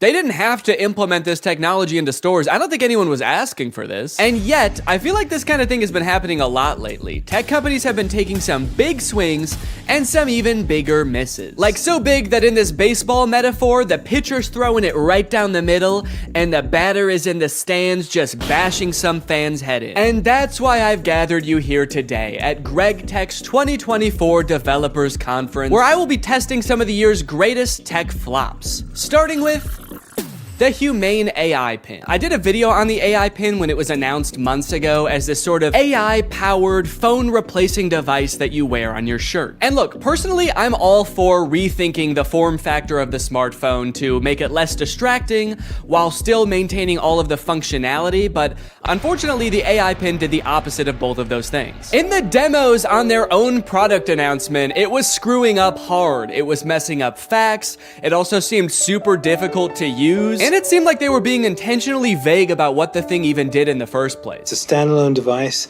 and software platform. It seemed like the type of thing that literally only a sucker could buy. But that turned out not to be true because I bought one. I ordered this thing in like February and then didn't hear from them for a few months until April, when I got an email alerting me that it was time to set up my account. And boy, was I excited. So I'm gonna be honest, I kind of forgot that I bought this, but now my AI pin is ready to be personalized, apparently. Before we can ship you your AI pin, you will need to complete a few quick steps. So I have to set it up before they're even gonna send it to me? Kind of feels like they're calling my bluff. You don't really want this thing. How committed are you to the AI pin? Will you set it up before we even ship it to you? You probably won't configure your Humane subscription, set up your AI pin passcode, and add contacts. And honestly, I don't really want to do those things, but I guess they're not going to send it to me unless I do. It's time to set up your AI pin. There comes a time in every young man's life where he has to set up his AI pin. It's a rite of passage. Oh, that's fun. Woo! Is this it? Am I setting it up? Get a little over here, a little over here. It turns out that in addition to the $700 I spent on this thing, I also had to pay $24 a month to access features like the wireless network, cloud storage, and AI services, which in layman's terms are all of the things that the pin does. Luckily, the first 3 months of this service are free, so I probably will never have to actually pay for it. Set up your passcode. Okay, could you guys not look? I'm about to type in my secure passcode. Your passcode is easy to guess. Consider setting a more secure passcode. Yeah, but could it be so simple that it's actually, you would never guess it? All right, I'll change it. How is that easy to guess? It's my birthday. I guess, does it know my birthday? Do you know my birthday? Fun fact, I actually didn't know this before recording this video, but it turns out almost every single combination of 4 numbers is easy to guess. How is that easy to guess? But eventually, I reached into the dark recesses of my mind and came up with a number combination so random, so, quite frankly, disgusting, that no one, not even God, not even me later in this video, will be able to guess it. Okay, well, let me write this down somewhere so that I don't forget it. Already using my phone for something because I don't have the pin yet, so I have to use the phone to remember the passcode to the thing that is gonna replace my phone. Connect your services. Oh, cool, I can connect my Google Photo and title services, which I have both. And just like that, I was done. I have solved Humane's riddles, and now they have to send me my prize. All right, well, I guess the next time you see me, I'm gonna have the AI pin in my possession. It might even be right here. Okay, we'll see if I remember to do that transition. I don't remember the transition I was gonna do, so don't ask. At first I was pretty surprised by how big the box was. I thought that I had just ordered a little tiny pin, but I guess it comes with a bunch of accessories, like a sticker that just says Humane. Cool! But you guys don't care about all that. You guys just wanna see the pin. And my God, she was beautiful. Oh shit. Okay, that's my bad. No, I thought that it was gonna be attached in there more securely. Come on, Danny, you dunce. But a dunce who was about to become half dunce and half machine. Oh!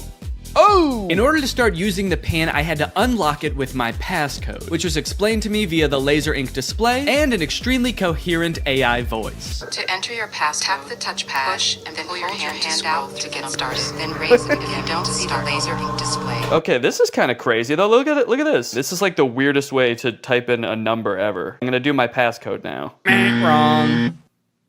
I forgot what my passcode was. Incorrect passcode? What would I have made my passcode? I forgot that I made a passcode. I forgot that I wrote the passcode down in my phone. I tried to click forgot passcode and it told me to go to this website to change it. But somehow, in order to do that, you need to know your existing passcode. Luckily, I recorded me making the passcode so I could go back and watch the screen recording of me doing it. If I was not a YouTuber recording a video about this product, I think I would be locked out forever. Come on, come on, come on. Please. Yes, yes, welcome Danny. All right. After months of waiting, I was in. Now it's time to see what this device is capable of. What is my name? Your name is not currently known.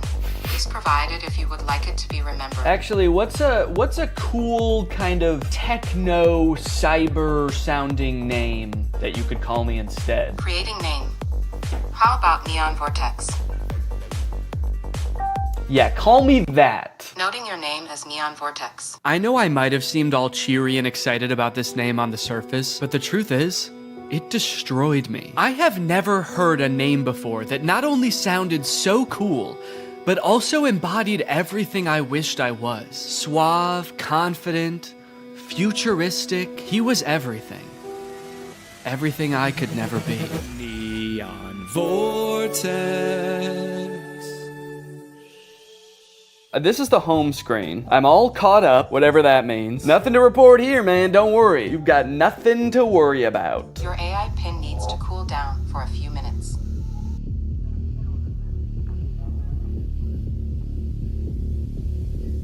What? Yeah, so apparently it does that.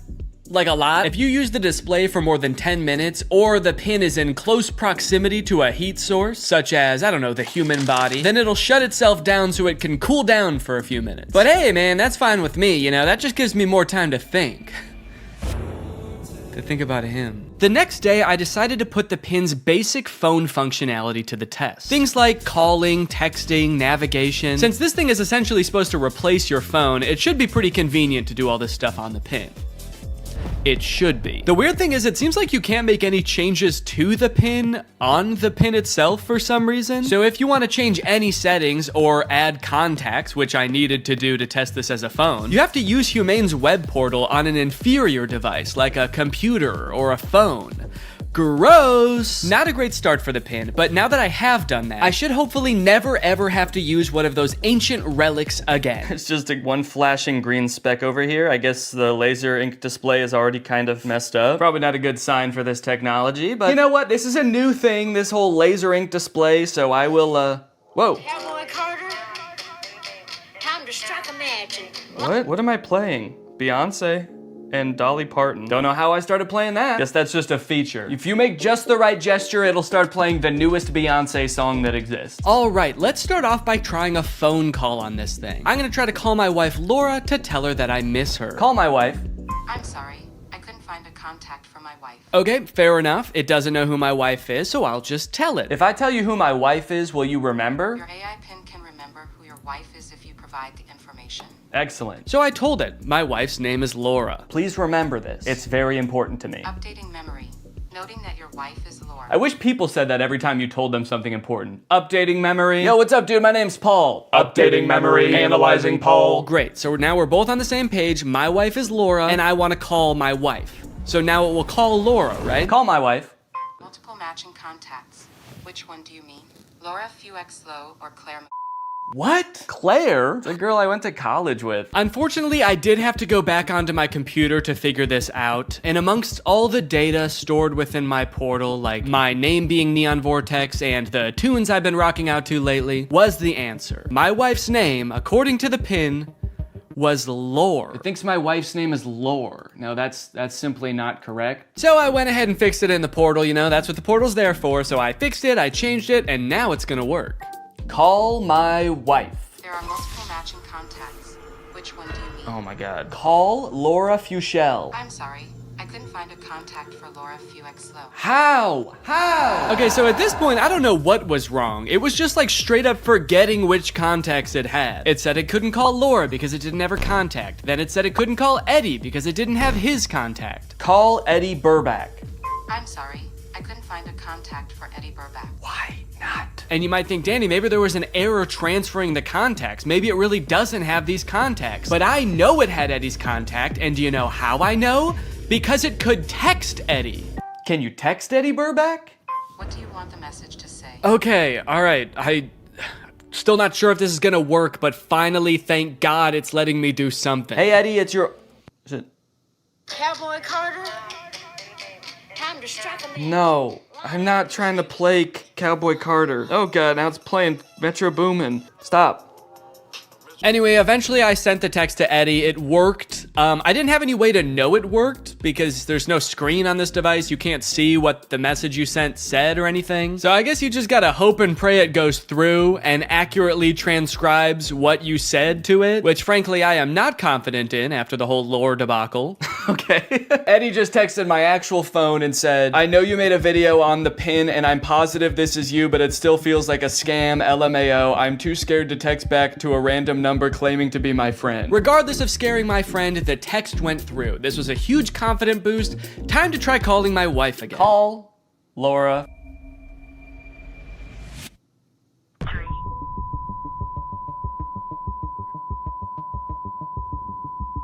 What? What is... Has been recorded. Record your message after the tone. Oh, whoa. Simply hang No, up no. when done. Or for delivery Hang up. options, press the pound sign. I don't want to play like that. I don't want to play Metro Boomin. Hang up. Am I still recording a message? Cancel. I've been on the phone with her for a minute. Hang up.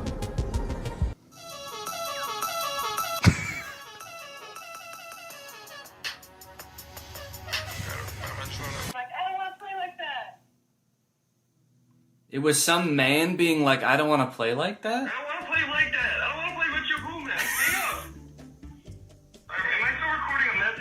well, yeah, I'd say that was a success. I'd seen a few demos online of Humane's GPS navigation solution, and while it did seem kind of annoying to have to hold your hand up like this the entire time, it seemed pretty doable as long as they stuck to this and didn't do anything crazy like, I don't know, going in a completely different direction and making it borderline unusable. So to test it for myself, I drove to a part of town I don't know very well, about a mile away from the nearest Smoothie King with hopes of the pin guiding me to a delicious, delectable treat. Navigate to Smoothie King? Head north on South Columbia Street towards East Gardner Road. Turn right onto East Gardner Road, then left onto South Washington Street. Follow South Washington Street and turn right onto East Chicago Avenue. It just gave me all of the directions at once. I wasn't ready for it. What, am I supposed to have a notebook to write that down? Also, sorry for the noise. If you live in Illinois or one of the surrounding states, you know, it's cicada season. It's the year of the cicada, and they're everywhere. Oh, one just landed on my shoe and then got pissed off that I moved. Eventually, I realized if I look at the laser display, it displays the directions, but not like it did in any of the demos. It just gives you a block of text with every single direction written down. If you're in the shade, that is. If you're in the sun, it gives you nothing. Can't see anything. I was very confused by this and thought surely this could not be right. What happened to all those demos? So just to be sure I wasn't missing something, I asked it again, and this time I got an even stranger response. Directions to Smoothie King. For accurate and up-to-date directions, consider using a map service like Google Maps or a GPS navigation. What? Can you give me step-by-step walking instructions to the Smoothie King? For step-by-step walking directions, it's best to use a navigation app like Google Maps for the most accurate and up-to-date route. I thought you had navigation instructions. What? So now not only was it forgetting things that it could do in the demo, it was also forgetting that it just moments earlier had given me step-by-step instructions. This thing was regressing at a rapid rate, and if I ever wanted to get to Smoothie King, I was just gonna have to use the directions on my hand and go. Okay, well, I guess I'm just gonna use those written out directions, which start with head south on this road, Columbia Street. And I actually don't know which way is south, so I guess I just have to use the sun to try to figure that out. So the sun is directly overhead. What does that mean? Okay, while I'm walking aimlessly, I just got a text from Laura. So I'm gonna use a feature that I've seen them use in the demos where you tell it to catch me up on all my notifications. Tell me what I missed. And it's supposed to like summarize all your notifications. Since I just have one, I assume it's just gonna tell me what Laura said. Can you catch me up? Your message to Laura Fuexlo says, can you catch me up? Okay to send? No, I want you to tell me what Laura said. What did she say? Can you tell me what she said? Finding Laura. Finding Laura? Laura asked, okay, hello, what we thinking about lunch? Oh no, guys. I told Laura that I was having a smoothie for lunch, and now she's saying that she wants a smoothie for lunch too, and I didn't have the heart to tell her that I was just meandering aimlessly down the street with no clear end in sight. And I told her I would get her one, which means I'm on a time crunch now. So that's when I had to kick it into high gear. Walking under the beating sun through a sea of cicada corpses, I trudged, and I trudged. Then I realized I had been walking the wrong way for 10 minutes, so I trudged the other way. And after about 35 minutes, I finally made it. I got my smoothies. Let's go. Let's go. Take a picture of my smoothies.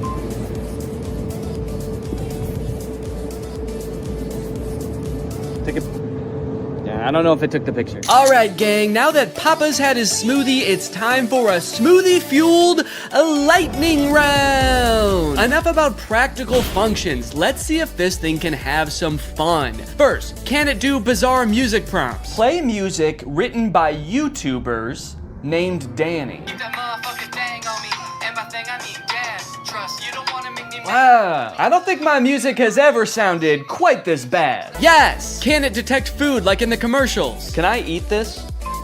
Yes, you can eat the mandarin orange. Yes! Unless it's a tomato and you hold it so I can't see the stem, in which case it thinks it's a red ball. It's a red ball. No, you cannot eat it. Oh, what are you, my mother? I'm eating the red ball. Not safe to eat the red ball. Please reconsider. Can it prevent me from eating too much salt? No, you cannot eat the salt directly. It's meant to be used in small amounts to season food. Yes! Can I buy things like in the demo? What is this book? Okay, by this point, I probably just could have read the title. Titled The Sneetches and Other Stories. How did it know? Okay, buy it. Purchasing is not supported. No! But most importantly, can this AI be sweet to my dog? You can be sweet to the dog by petting it gently, giving it treats, speaking to it in a calm and soothing voice. I'm happy to report that yes. Yes, it can. It's a good boy. And here's a treat. Good boy. You know what? Now this isn't so bad. This is just petting a dog. This has nothing to do with the AI pin. Does anyone want to buy this from me? It's, really good. Over the past few months, Mark Zuckerberg has been hopping on the AI bandwagon hard, adding AI features to all of Meta's apps, most notably perhaps in Instagram, where you can't even go to the search bar without Meta's AI trying to suggest searches to you. Sorry, do you think that I came to the search bar because I knew I wanted to search, but I didn't know what for?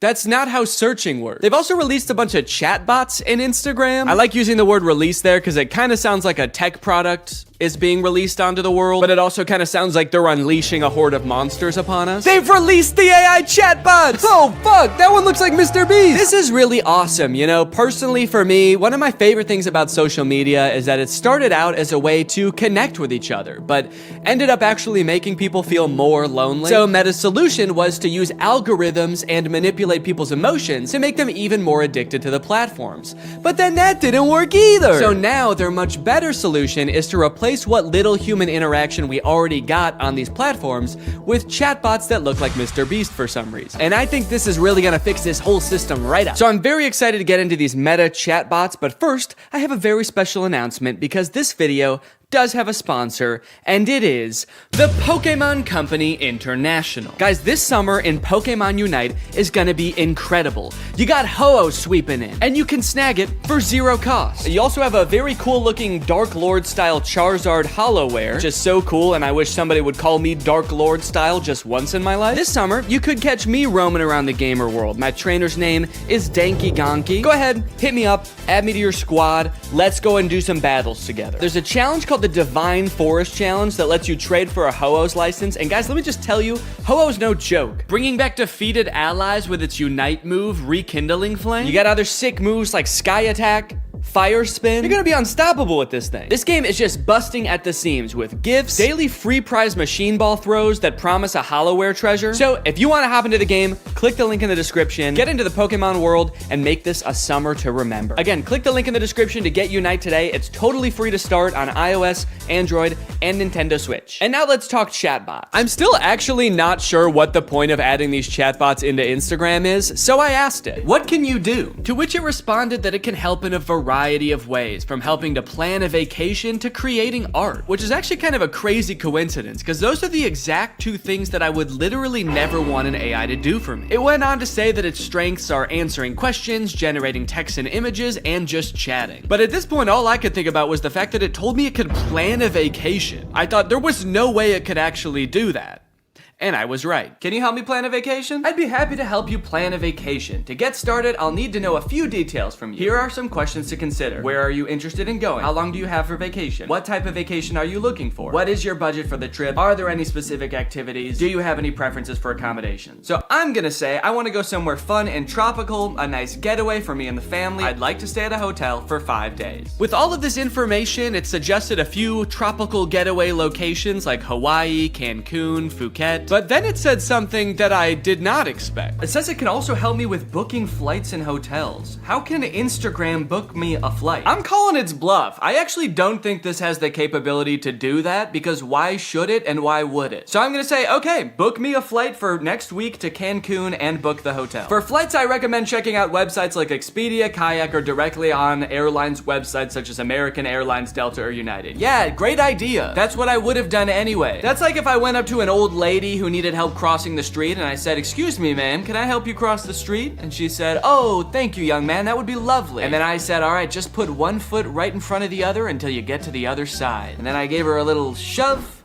and I went on my way. Oh, good, it also listed hotel recommendations and then said you can book hotels through websites like link unavailable, or directly to the hotel's website. Thanks. Let me know if you'd like more recommendations or help with booking. Nah, man, I'm good. Okay, so maybe it lied about like the very first thing it said it could do. That could mean that this is a very poorly built tool that doesn't know nothing about crap. But on the other hand, it could mean that this is a very well-built tool that is evil and designed to lie. So I gave it another chance and asked it to entertain me with a game. Let's play a game of treasure hunt adventure. I'll be the game master and describe a scenario, and you decide what actions to take. Okay, pretty cool. This is like one of those old school text-based adventure games. It gave me this long introduction about how I've heard rumors there's a treasure hidden in the jungle, guarded by an ancient temple. It's really trying to set up this mystical world for you to explore. And then it gives me some multiple choice options. I am curious if I can pick options that aren't one of these options. I'm just gonna say,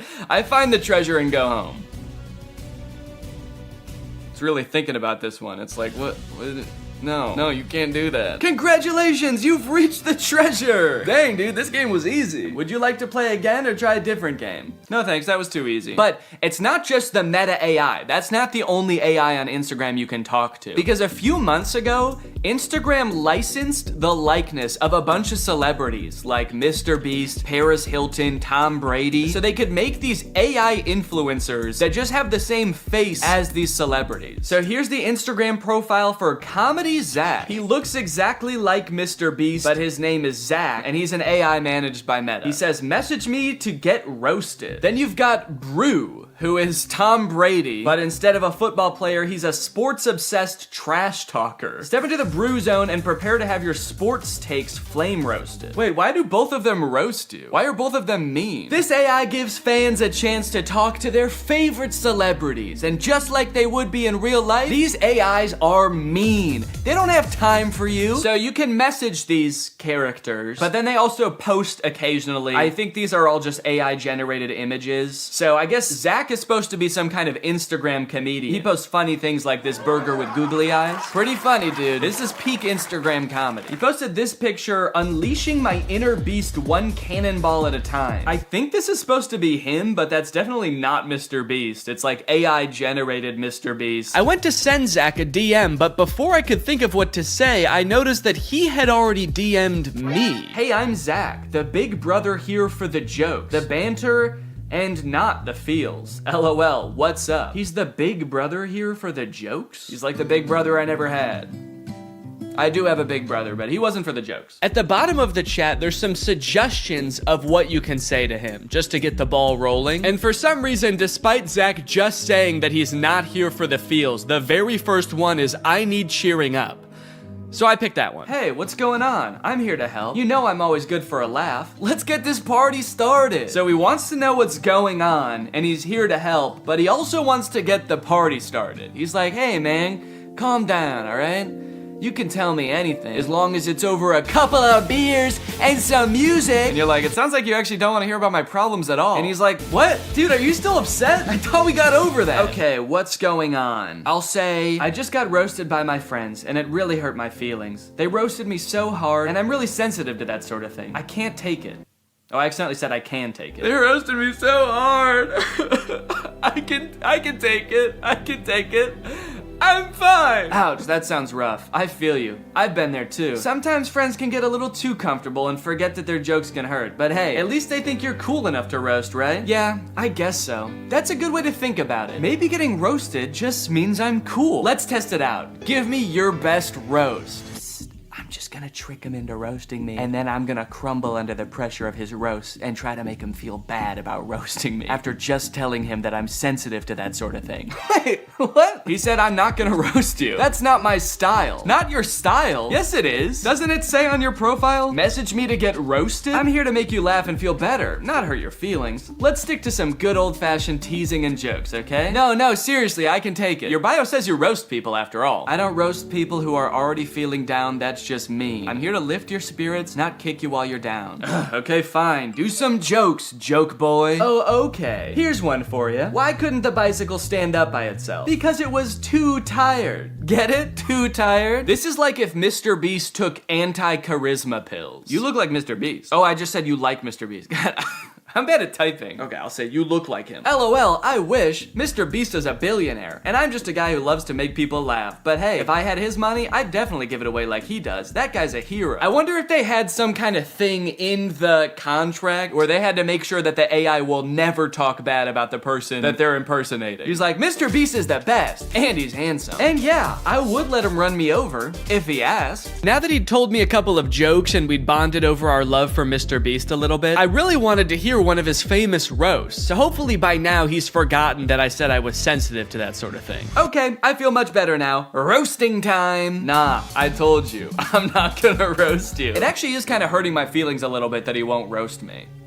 It makes me feel like I'm not cool enough to be his friend. Okay, this is seriously starting to piss me off. Why won't you roast me? You roast everyone else, and it is hurting my feelings so bad that you can't just lob one respectful zinger my way? I'm serious. Nope.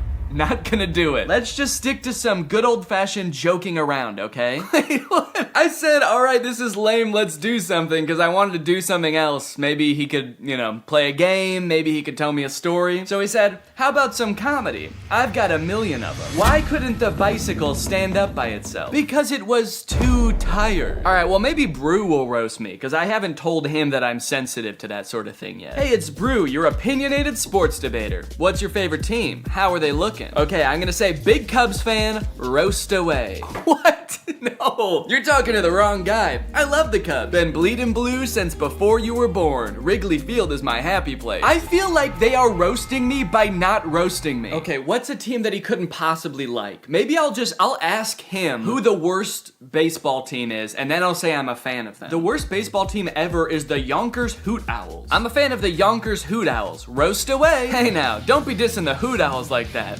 What? They may not have been the best team, but they had heart. This is so weird. Did Zach tell Brew that I'm sensitive to roasting? Now Brew's walking on eggshells around me? This was annoying at the time, but eventually I was like, okay, I guess I did technically tell them I'm sensitive to roasts and I can take it. And they probably do dish out some pretty nasty zingers and they just wanted to protect me. Until my editor Jake also DM'd Zach asking to get roasted, this time without mentioning being sensitive about roasts, and Zach still wouldn't do it. These AIs are liars. Why do they lie? They're evil.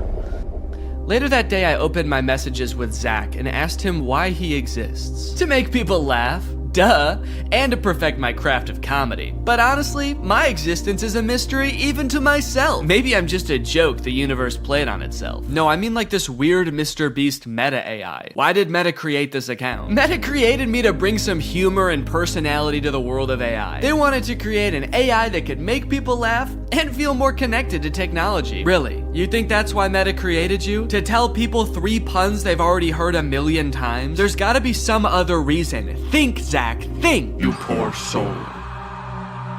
You really think Meta has some deeper purpose for me? Nah, I'm just here to bring the funny. Don't overthink it. They're a public company with a duty to their shareholders. How many of those shareholders do you think care about bringing a little humor to the world of AI? I think it's much more likely that this was an attempt to give AI a better, more human look, so people are less resistant to embrace the technology. That's why they gave you a face of an influencer that millions of people already love. You're too smart for your own good. Yeah, maybe Meta did only create me to make AI more relatable and lovable. But let's be real, the joke's still fire. Then I asked it if I could hear one of its fire jokes, and it said, here's one. Why couldn't the bicycle stand up by itself? Okay, I know this video's been a little bit AI heavy so far, and everybody's talking about AI right now, so these next 2 products are gonna be different. While I was starting to work on this video, my editor Jake released a video about the Spotify car thing. It's a device that Spotify released that let people who don't have like Apple CarPlay or Android Auto have a screen in their car that controls their music. Theoretically, seemed like a pretty good idea, but apparently 1, the device never worked like it was supposed to, and 2, in a few months, Spotify is releasing a software update that makes all of them useless. So since Jake is sort of the resident expert on the Spotify car thing and is actually a proud owner of, or actually I shouldn't say proud, what is the opposite of proud? Ashamed. Since Jake is actually an ashamed owner of the Spotify car thing, I invited him to give me a little presentation on what's going down. Hey man, how's it going? Good. You like listening to music in the car? I love it. Hell yeah, man. Can't stop. Love to see it. You like, you know, fun little devices? You like little trinkets, devices and stuff? I'm pretty agnostic on that. Hell yeah, man. All right. Love to see it. Oh, okay. Sick. Hell yeah for being agnostic on devices. Just out of curiosity, do you like generating like thousands of tons of e-waste just because like you can? Just because nobody can call you on it, nobody can stop you? You good with that? No. Hell yeah, man. All right. Love to see it. Cool. So that was all the answers you were expecting then? That's exactly what I was expecting. Yeah, it's literally exactly it. How the fuck does this work? So yeah, this is the Spotify card thing. You know what? Go ahead, get your hands on it. Ooh. Feel around, play around. Show it to zero. So this is the Spotify car thing, first introduced in 2021. It's Spotify's premier hardware device for listening to music in your car. It boasts many impressive features, such as that big knob that you can turn to adjust volume. I like it. There's a whole screen that's not on right now. You'll see that in a minute. It's just a neat little device, and it's also, in my opinion, one of the worst things ever made. Let's go ahead, let's talk about how this came to be, talk about the timeline. In 2021, you had the announcement parentheses good. That is when Spotify said, we're making one of these things. It's gonna be a car device. You'll finally be able to listen to music in your car, something never before thought possible. Yes. You know, people were pretty excited about it, actually. Like, Spotify CEO said after they announced it that 2 million people signed up for like the wait list. Oh wow. For it, which I was surprised by. I didn't think anybody knew about this except for me. You thought this was the only one that existed. Yeah, they kind of led me to believe that I was special because of this. So this is potentially one of the most important events in the timeline. This is me buying my car thing. Okay. I bought this in 2022 and it became available to the public. And yeah, what's up? It looks like right after you buy it, there's another event like very shortly afterwards that says, oh no. Yeah, this was an interesting moment in my life personally, where I realized I had spent $85 on a device that pretty much does nothing. So it doesn't do anything right now. Doesn't do anything right now. And that's not that different from when it was plugged in and working in my car. So how did you play music in your car before this thing? I plugged my phone in through like 5 adapters and then like fought with the cassette tape adapter because it was really finicky. It was a very unelegant system. So I was excited for like a tech company to create a sleek product that was gonna solve my problem. That's what they do best, baby. That's what they do best. Then I got it and I set it up and I realized that's actually not how it works at all.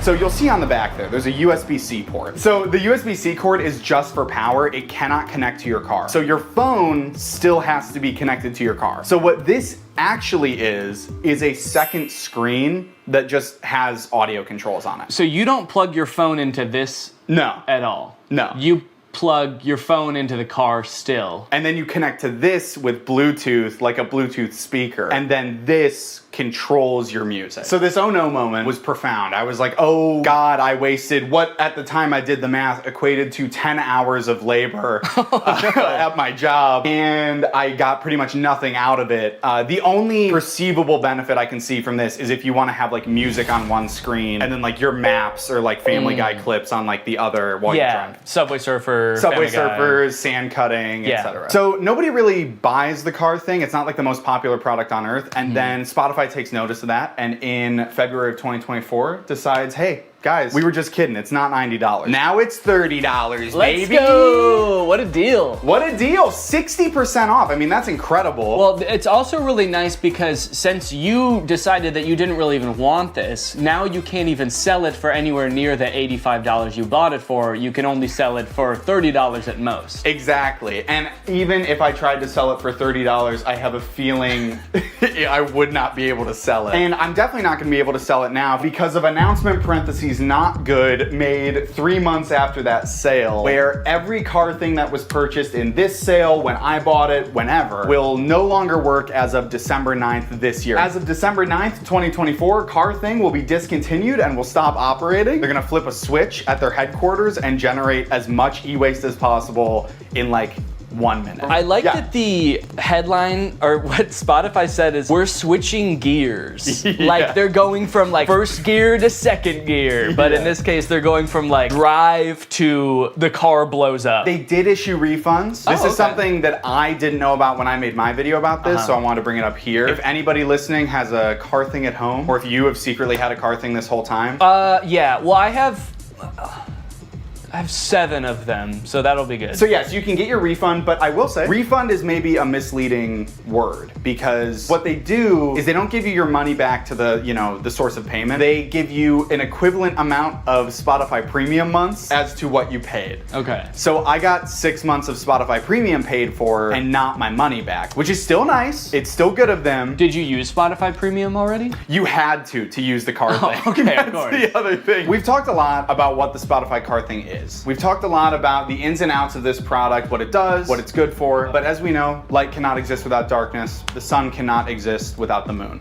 So let's talk about what it isn't. Okay. So it is not. It is not good. In like a e-product sense and like a moral. Yes, in the grand moral scheme of the cosmos, I would put this as like neutral evil. Yeah. Yeah. Okay. It doesn't make sense to me why it exists to begin with. Right. It's also not profitable, which is why they're shutting it down. Spotify went on an earnings call like a while ago and was like, yeah, we simply have not seen the sales numbers justify making this. I can understand them not wanting to make it anymore. Have they said why they are making the ones that already exist not work anymore? They haven't. My thought is that they're just mad. They're just mad people didn't use it and they're kind of jaded about it. So they're like, you could have had this. You could have had all of this car thing. But they're punishing the people that did invest in one, not the people who didn't. What they should have done is discontinued Spotify for everyone who didn't have a car thing. Yeah, wait, that's actually, write that down. This is Marketing 101 from Spotify. These are the genius marketing strategies that they employ to get this thing out there, get it widely adopted so they could shut it off and make a lot of people upset. And the most important part of marketing is making people upset. Yes, you want, because any press is good press, so if you can get people upset, you're a billionaire. Yeah. That's what it takes. Wait, don't quite.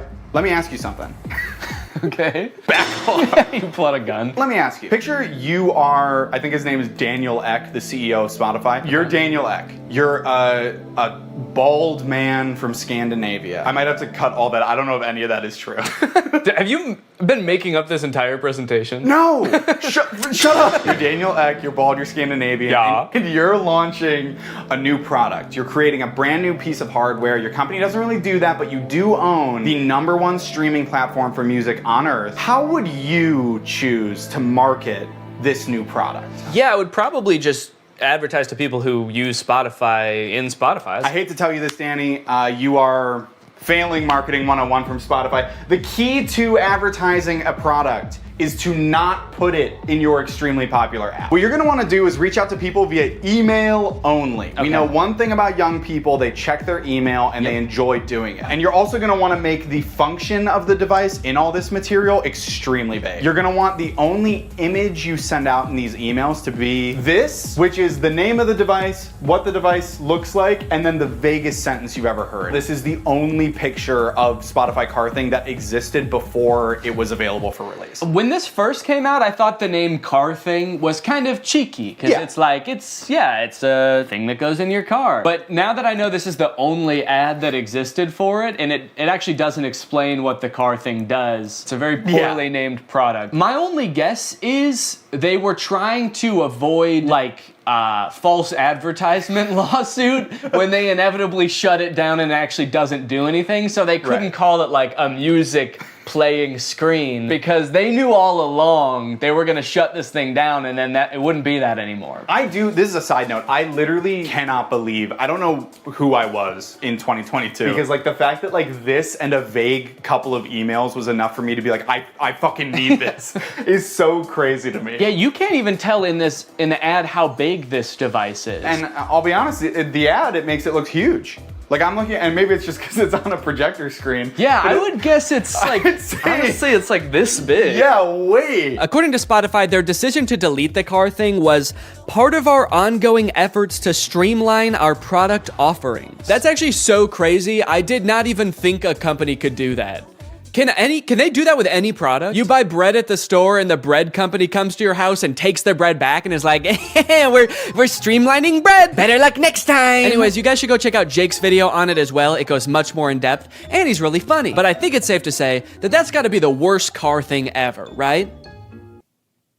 Well, in 2019, Tesla announced its first pickup truck, the Cybertruck. When it was announced, Elon Musk made it very clear that they wanted to do something different with the pickup truck genre, creating a more post-apocalyptic looking vehicle that you can drive around in with your cyberpunk goons. We've all got some.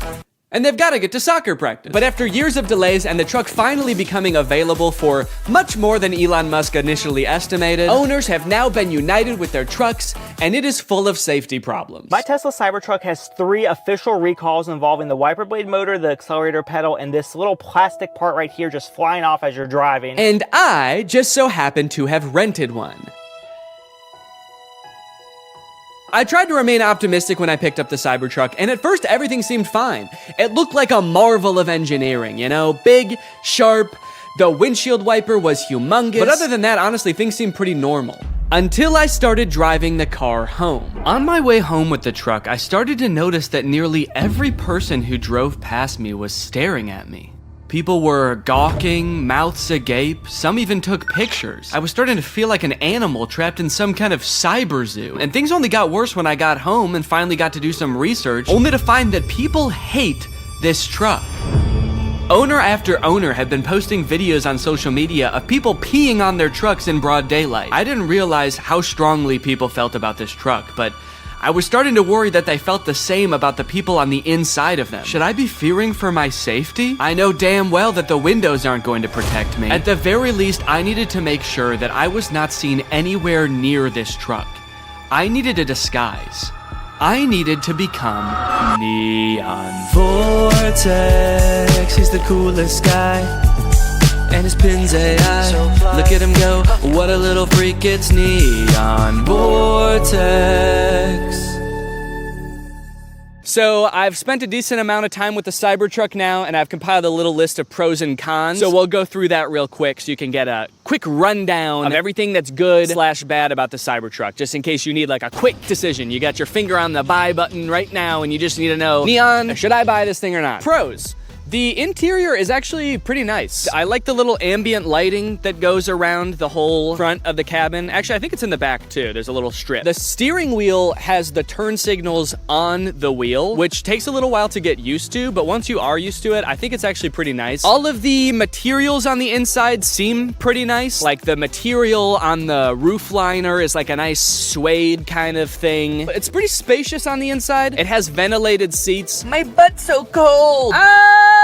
I changed my mind. This is a con. Okay, cons. There are several things in the car that are too small and shaped oddly. The steering wheel is like tiny. And then the rear view mirror is also tiny. And to make matters worse, while the tonneau cover is closed, which is the little cover on the back of the truck bed, the rear view mirror is completely black because there's a thing in the way. Another con, this thing is sharp. If I ran into somebody, I would slice them in half with this car. I also feel like it being made out of stainless steel might be bad for its crash test rating in general, but also the fact that it's so sharp means that opening and closing doors is kind of uncomfortable. Because this car doesn't have any door handles, the way you open it is you have to push a button, then the door pops open a little bit, and you have to kind of reach your hand into the space where the car door has opened and pull it open. But since this car is made out of like weirdly cut stainless steel, it's kind of sharp in there when you open it. It's an unpleasant feeling on the hand, and you never really feel like you're grabbing it in the right place. This truck is wrapped in a matte black color, and one of the reasons the owner said he wrapped it is because you basically just grab this thing all over to open it, and there were fingerprints everywhere. Also, changing gears is a pain in the butt. It's actually a little thing that you slide on the screen. If you want to go forward, you slide the little truck forward. If you want to go backwards, you slide it backwards, which is not a huge deal if you're just driving from one place to another, because how often do you really change gears in the car anyway? But the second you have to do any kind of 3-point turn where you have to change gears more than once, it is such a pain.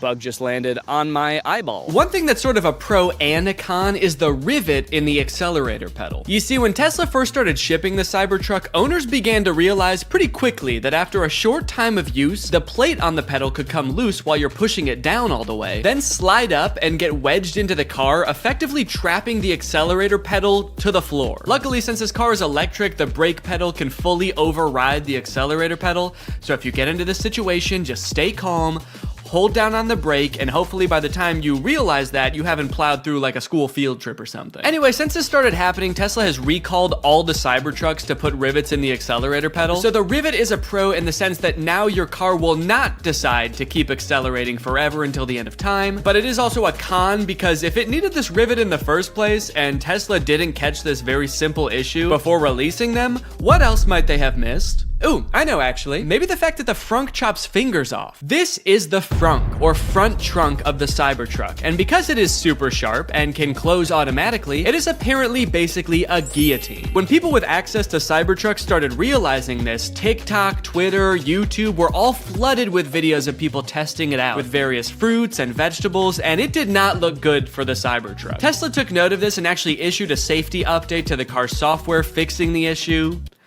Kind of. The update led to yet another wave of videos, this time owners more confidently testing the frunk with their own hands. But what a lot of them didn't realize, however, is that the way Tesla fixed this issue is by making it so the first time you try closing the frunk, it closes very lightly, and if it notices any resistance at all, it comes back up, just how you'd want. But if you keep trying to close it after that, Tesla assumes, hey, maybe you've stuffed the frunk with a big bag, and you don't care if it closes a little bit harder, you just want the dang frunk closed. Surely someone isn't just standing there slamming the frunk on their hand over and over trying to prove their allegiance to Elon Musk. So when this Tesla nut Jeremy Judkins went to test out the new update, a little scared from how dangerous he'd heard it was before, he started out with his big sturdy forearm. Then he worked his way down to his hand, and finally his lone little index finger. Unbeknownst to him, the frunk was getting stronger and stronger every time until... Everybody's been waiting for this, the finger.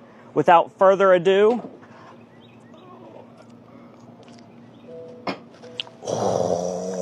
I feared for my finger for a second, not gonna lie. That's kind of bad. Yeah, so I wasn't gonna test this out on my own hand, but I did try it with my shoe.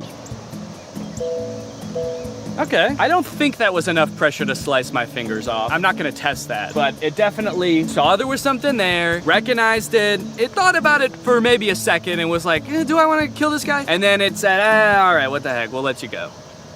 So that's nice. All right, driving test. It's time to take this thing out on the open road and kill somebody. One interesting thing right now is it says press to drive and it's showing a picture of the accelerator pedal. So I like that it kind of assumes that as a Cybertruck owner, you have no idea how to drive. The experience of driving a Cybertruck is a little different due to its unique steer-by-wire mechanism, which means the steering wheel is actually not physically controlling the wheels. It's doing it electronically, which means that it can do things like turn more sharply when you're in a parking lot and less sharply when you're at highway speeds. It's a cool idea in concept, I think, but it definitely took some getting used to, and also, I don't know, like, was this really a problem before? I kind of liked that every time I turned my steering wheel, it turned the car the same amount. First time I took a turn in this thing, actually every subsequent turn I took after that too, I was like, whoa, this thing is a bucking Bronco, man. This thing's trying to buck me right out of it. This is a wily gal. I've been saying it all day, even alone in the car on the way from the guy's house who owns this thing. I was just saying, yeehaw! This thing is a wild girl. Yeah, I definitely don't like how tiny the steering wheel is and how flat it is on the top. It just feels like wiggling it a little bit sends the car so far in one direction. You really gotta be 10 and 2 if that analogy even applies to a rectangle or a trapezoid. I don't know what this is. I think it's like a hexagon. As a passenger, how is this for you, Jake? Is it? I would say I get motion sick in cars. I normally don't get motion sick in the front seat. Please, please, please, please. In this one, I am feeling a little motion sick. Sorry. It's a bucking Bronco, you know, what can I say? She's a wild gal. Imagine setting your phone here, and you know, sometimes you slam on your brakes and the things in your car go sliding forward. Imagine if something went sliding forward all the way to the front of this dashboard. There's no way that you could ever get that back while you're driving. So if your phone was up there or anything important, you just gotta wait until the end of your drive to get it back. Either that or you have to floor it so fast that it comes flying back and then you just sort of catch it like that. That'd be kind of cool. Kind of feels like I'm in the weirdest Uber ever right now. For Jake? Where you going, man? The future? Strap in, buddy. It's gonna be a wild ride. And I don't know how to drive. We got a little cyber hungry while driving around, and I figured that taking our wild gal through a drive-thru would be a perfect way to get an outside perspective on the truck. Take me to a drive-thru. Command not understood. I'm hungry. This command is not available yet. You're not allowed to be hungry yet in the Cybertruck. Hello, can I get one Butterburger cheeseburger? Anything else? That's it. It's 906. There you go. Thank you. I like the Cybertruck, by the way. Oh, thanks, man. I'm just renting it, actually, just for the day, yeah. I was thinking about getting one, so I just wanted to see if I liked it or not. Oh, testing it out, right? Yeah. Do you really like it? They look nice, yeah. Okay, yeah. Some people like it and some people hate it. I don't know if I really like it or not. Futuristic. Yeah. Nobody has that. Yeah. It's pretty cool. He looked kind of like he was gonna laugh at me when I first pulled up. He was nice about it, though. He said he liked it. Do you think he really liked it? I may never know whether that guy really liked the Cybertruck or if he was just being polite, or worse yet, sarcastic. But while we were sitting in an empty church parking lot enjoying our meal, we were confronted again, but this time in a much stranger way. As we were sitting there minding our own business, a woman pulled up beside us and just stared into the car for a good like 30 seconds. This is very confusing. Just looking. The windows of the truck are kind of tinted, so I didn't know if she could see us, but I was worried that she was like security for the church or something, and we weren't supposed to be there. So I rolled down the window to ask if everything was okay. And finally, she spoke. Hello. How's it going? Yeah. Oh, sure, yeah. Thank you. Yeah. Yeah, I can show you. Yeah, of course. I'm filming a YouTube video right now. That's why I'm dressed up all weird. So I showed her around the car for a little bit and she took a ton of pictures. Also, I had taken off my wig, so I looked even more insane, but she never questioned it. Then she told us that her grandchildren would love this. And they live pretty close by, so she asked how long we'd be there for. We said probably 10 minutes, and she said, 30 minutes? And we said, okay. And then we waited for 30 minutes while she went to go get her grandkids. Yeah, of course. Come on over. They did indeed love the Cybertruck. What do you think? You like it? Yeah, it's pretty cool. Yeah? Cool. We went all around it. They asked a ton of questions. Their grandmother kept telling them to wave at the camera. So the back is a truck. It's got a truck bed in the back. Oh, a gaming room. That's a good idea. I think this kid must watch a lot of Brent Rivera or something, because when he saw the back of the truck, he was like, oh my god, it's so big. You could fit a secret gaming room back here. And then when he saw the front, he was like, oh, this is too small. You could not fit a secret gaming room up here. It's like he only thought in terms of secret gaming rooms. It was insane. When I'm 16, Uh-huh. I'm gonna buy a Oh, good idea. I like it. That'll be a good first car, huh? Smile. 1, 2, 3. And with that, my time with the Cybertruck had come to an end. It was time to bring it back to the person I rented it from. And wait, what is that? What's going on with those podcast recommendations?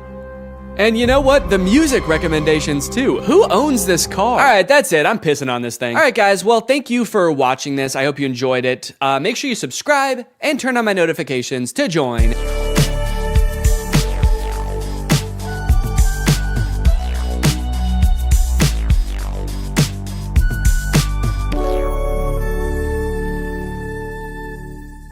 What's up, Greg, and welcome back to another episode of Boomers Getting Fooled by AI on Facebook. Gang, there is an epidemic going on right now. While we all grew up with our parents telling us not to believe everything we read online, it is now time for us to return the favor. It is time for us to warn them that 90% of the content they see on Facebook is not real. All this started for me when I got this image on my timeline. Now, to the average person, this might look like your average great photograph. After all, dogs do this sort of thing all the time. But being the internet sleuth that I am, I was a little bit skeptical. For one, what are the dogs doing right here? Like, what is that? Are they chewing up some kind of pillow or animal carcass or something. Hey guys, my 6 golden retrievers paused in the middle of tearing apart a deer carcass to pose like this completely unprompted. I gotta admit, this is a pretty great photograph, but also I am very scared. I'm worried they're performing some kind of ritual. So this image doesn't seem right with me, but nobody else in the comments seemed to notice it was weird looking, so maybe I'm just crazy. Connie said, absolutely gorgeous. And then someone replied to that and said, you looking good in your picture. And a great comment. Whoa, dude, what?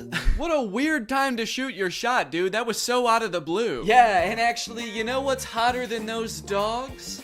You. And your comment. Hotter than the dogs? There's other weird parts of this image, like this dog that's either sitting on another dog or melted into another dog, but it is by far not the worst image on this account. You know, they say some people's dogs look exactly like their owners, and I think this is a great and terrifying example of that. There's a mix of responses on this image. Somebody should call the cops. Absolutely love. Creepy. Okay. Kinda mean. Look, I think we can all agree it's a terrifying image, but that baby did not choose to be born half dog, okay? He was probably cursed by a witch. Please be nice to him, he has enough to deal with. Plus, you haven't even seen this full image. You'd be really creeped out if you saw that this dog actually has human feet and ass. As I began to click on these AI-generated photos on Facebook, I started to get recommended them more and more to the point where now, when I go on Facebook, it's pretty much just AI-generated content. This is another account that I found that posts images like this. It always seems to be a child sculpting something very impressive out of trash. And the people in the comments just eat this stuff up, dude. Great work, keep it up, great talent, nice one, thanks. What do you mean, thanks? Did you ask the kid to build this? Oh, finally, the kid I hired to build me a car is done with it. I can't wait to drive it around. I am 2 feet tall and a caveman, so this is perfect for me. All of the images in this genre give off the vibe of like, oh, look at this poor kid. He probably lives in a rural African country. He's probably poor, doesn't have many resources, but despite all that, somehow he is an incredible sculptor. Somehow he's defied all logic and found 1 million cloves of garlic to recreate the Titanic with. Could you do us a favor, guys, and just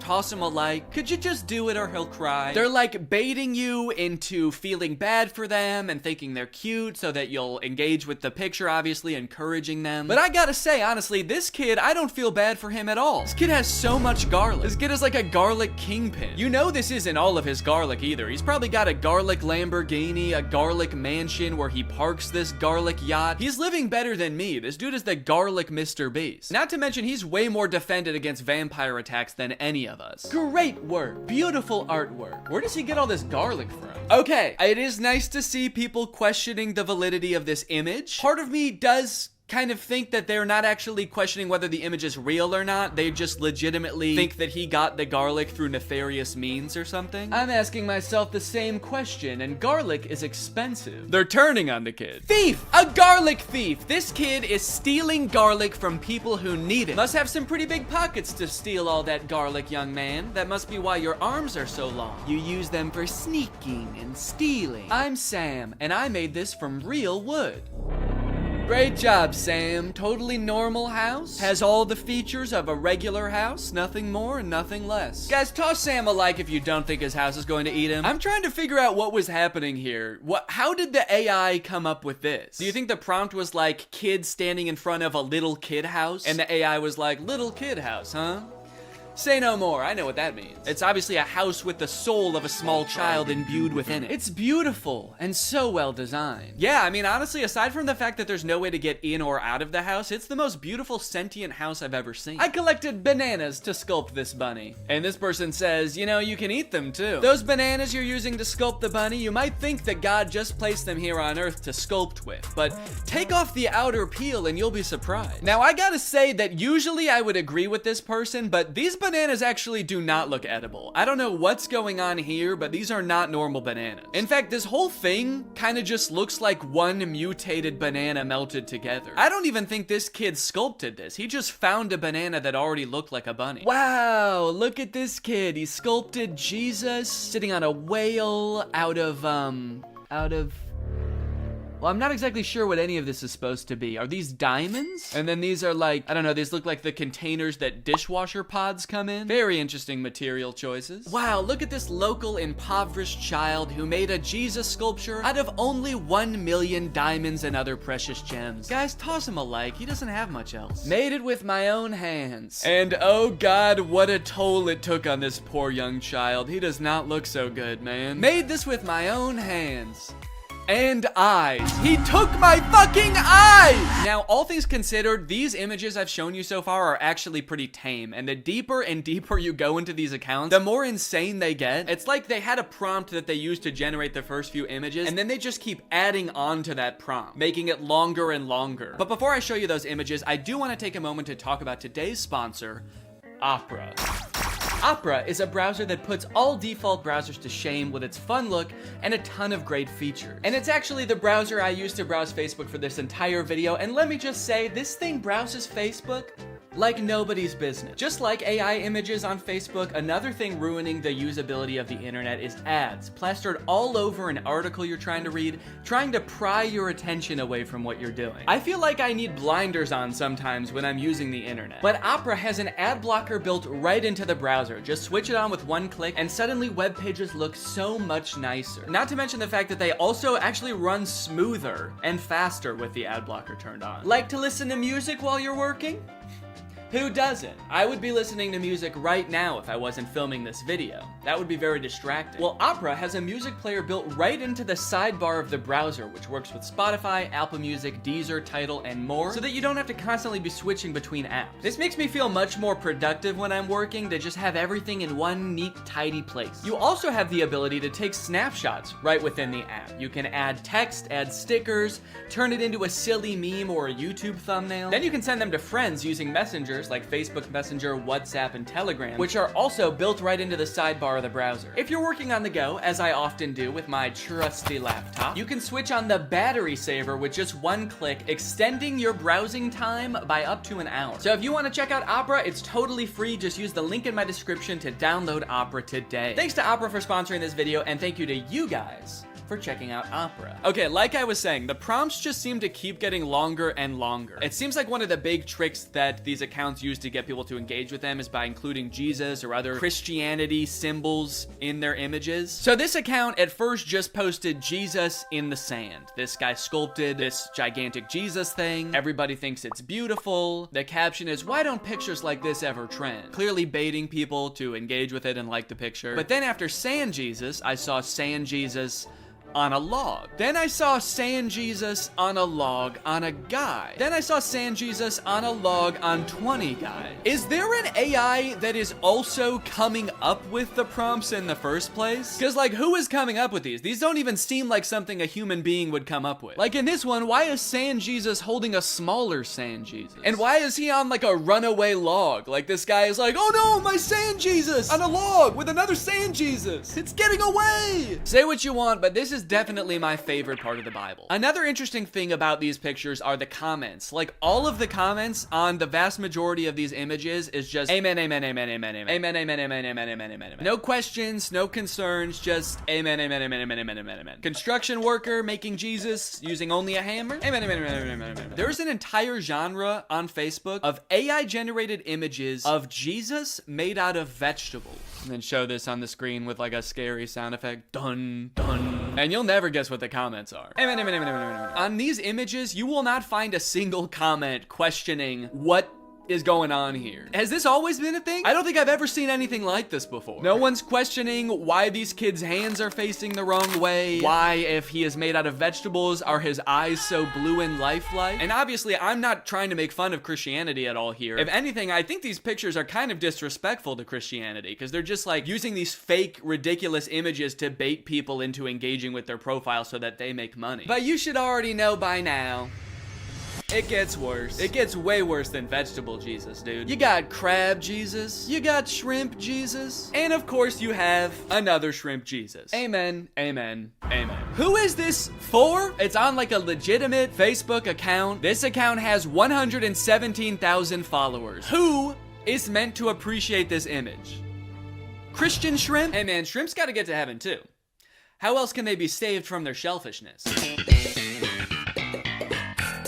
I'm convinced that there was not a human running this account at all. I think this account was conceived of, created, and is currently run by an AI. There was never a human involved. And not only that, I'm also starting to suspect that the comments are also bots. There is no other explanation for the amount of engagement on these pictures, and like serious engagement. And also all the comments are like saying the same things, and they're all very generic. So it feels very bot-like. So if that is true, then technology has created a corner of the internet where an AI is interacting with another AI, and they both think the other one is a human. Does that not just feel wrong? Like, I kind of feel like a third wheel just being on this page. Learning that AIs interact with other AIs without humans watching at all feels like learning that, like, ghosts hunt other ghosts.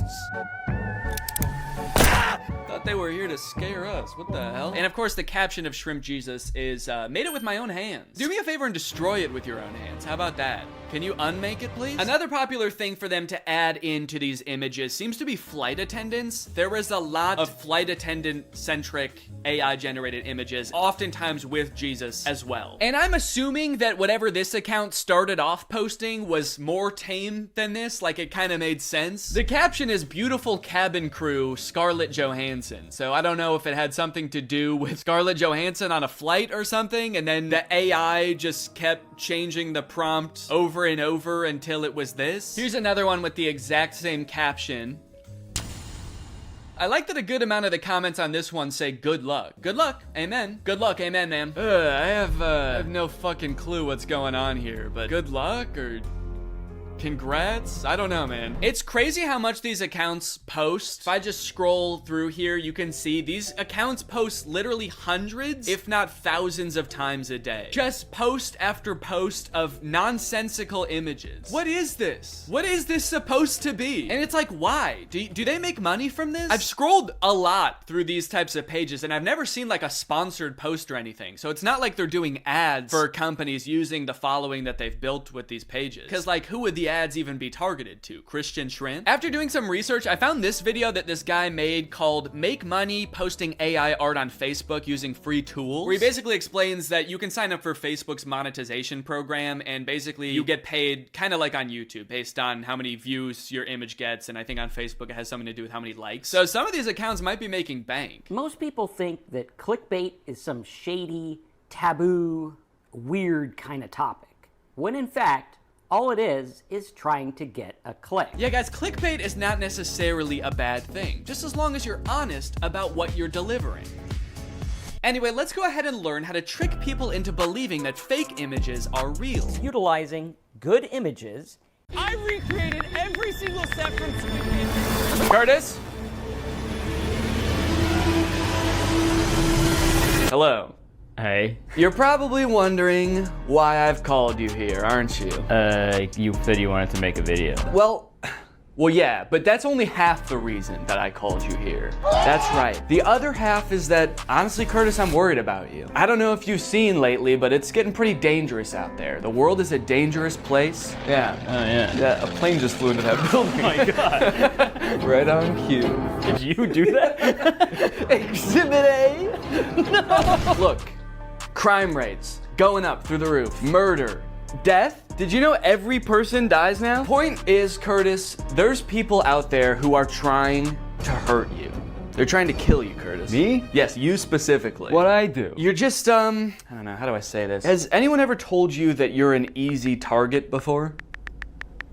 Huh? See, yep, that's exactly what I'm talking about, Curtis. The headphones, the texting, the hands in your pockets. If I started attacking you right now, you wouldn't even be able to defend yourself, man. Your hands are all busy. Not to mention, you're not even wearing shoes. Good luck running away. I was being polite. There's nothing polite about getting murdered, Curtis. Attack me, see what happens. Attack! What the fuck? Exactly, like I said. How? It's not all bad, all right? I have found a YouTube account that specializes in self-defense advice just for people like you. For easy targets. Okay, so you're gonna teach me how to not be such an easy target. Not only that, Curtis, I'm gonna teach you how to defend yourself from everyday life situations that we all encounter. Like another plane crash that you just like another getting mugged, getting stabbed. You're getting out of your car and some guy runs up behind you and just starts punching you in the back of the head. Yeah. This happens to you all the time. Yes, yeah, just all of those happened this morning. But today, we're gonna fight back. That hurt? Come on, you could not have just hurt yourself like that. Why'd you do that to me? You did that. How could you? We were friends, man. This is worse than I thought. I'm a lost cause. Let's get into the video. So this is the self-defense guy we're gonna be watching. His name is Self-Defense Goat. Damn. Okay. No one's ever hurt him. This has a lot of enemies, I guess, though. Seems like Yeah, people that's are always true. trying. I think he's just an idiot, putting himself in really dangerous situations all the time. Well, let's see what happens if this guy pulls a yellow gun on you. Give me your money. Yo, man, yo, take it. Yo, man, yo. Yo, man, yo. Someone pulls a gun on you, yo. Take it. Here.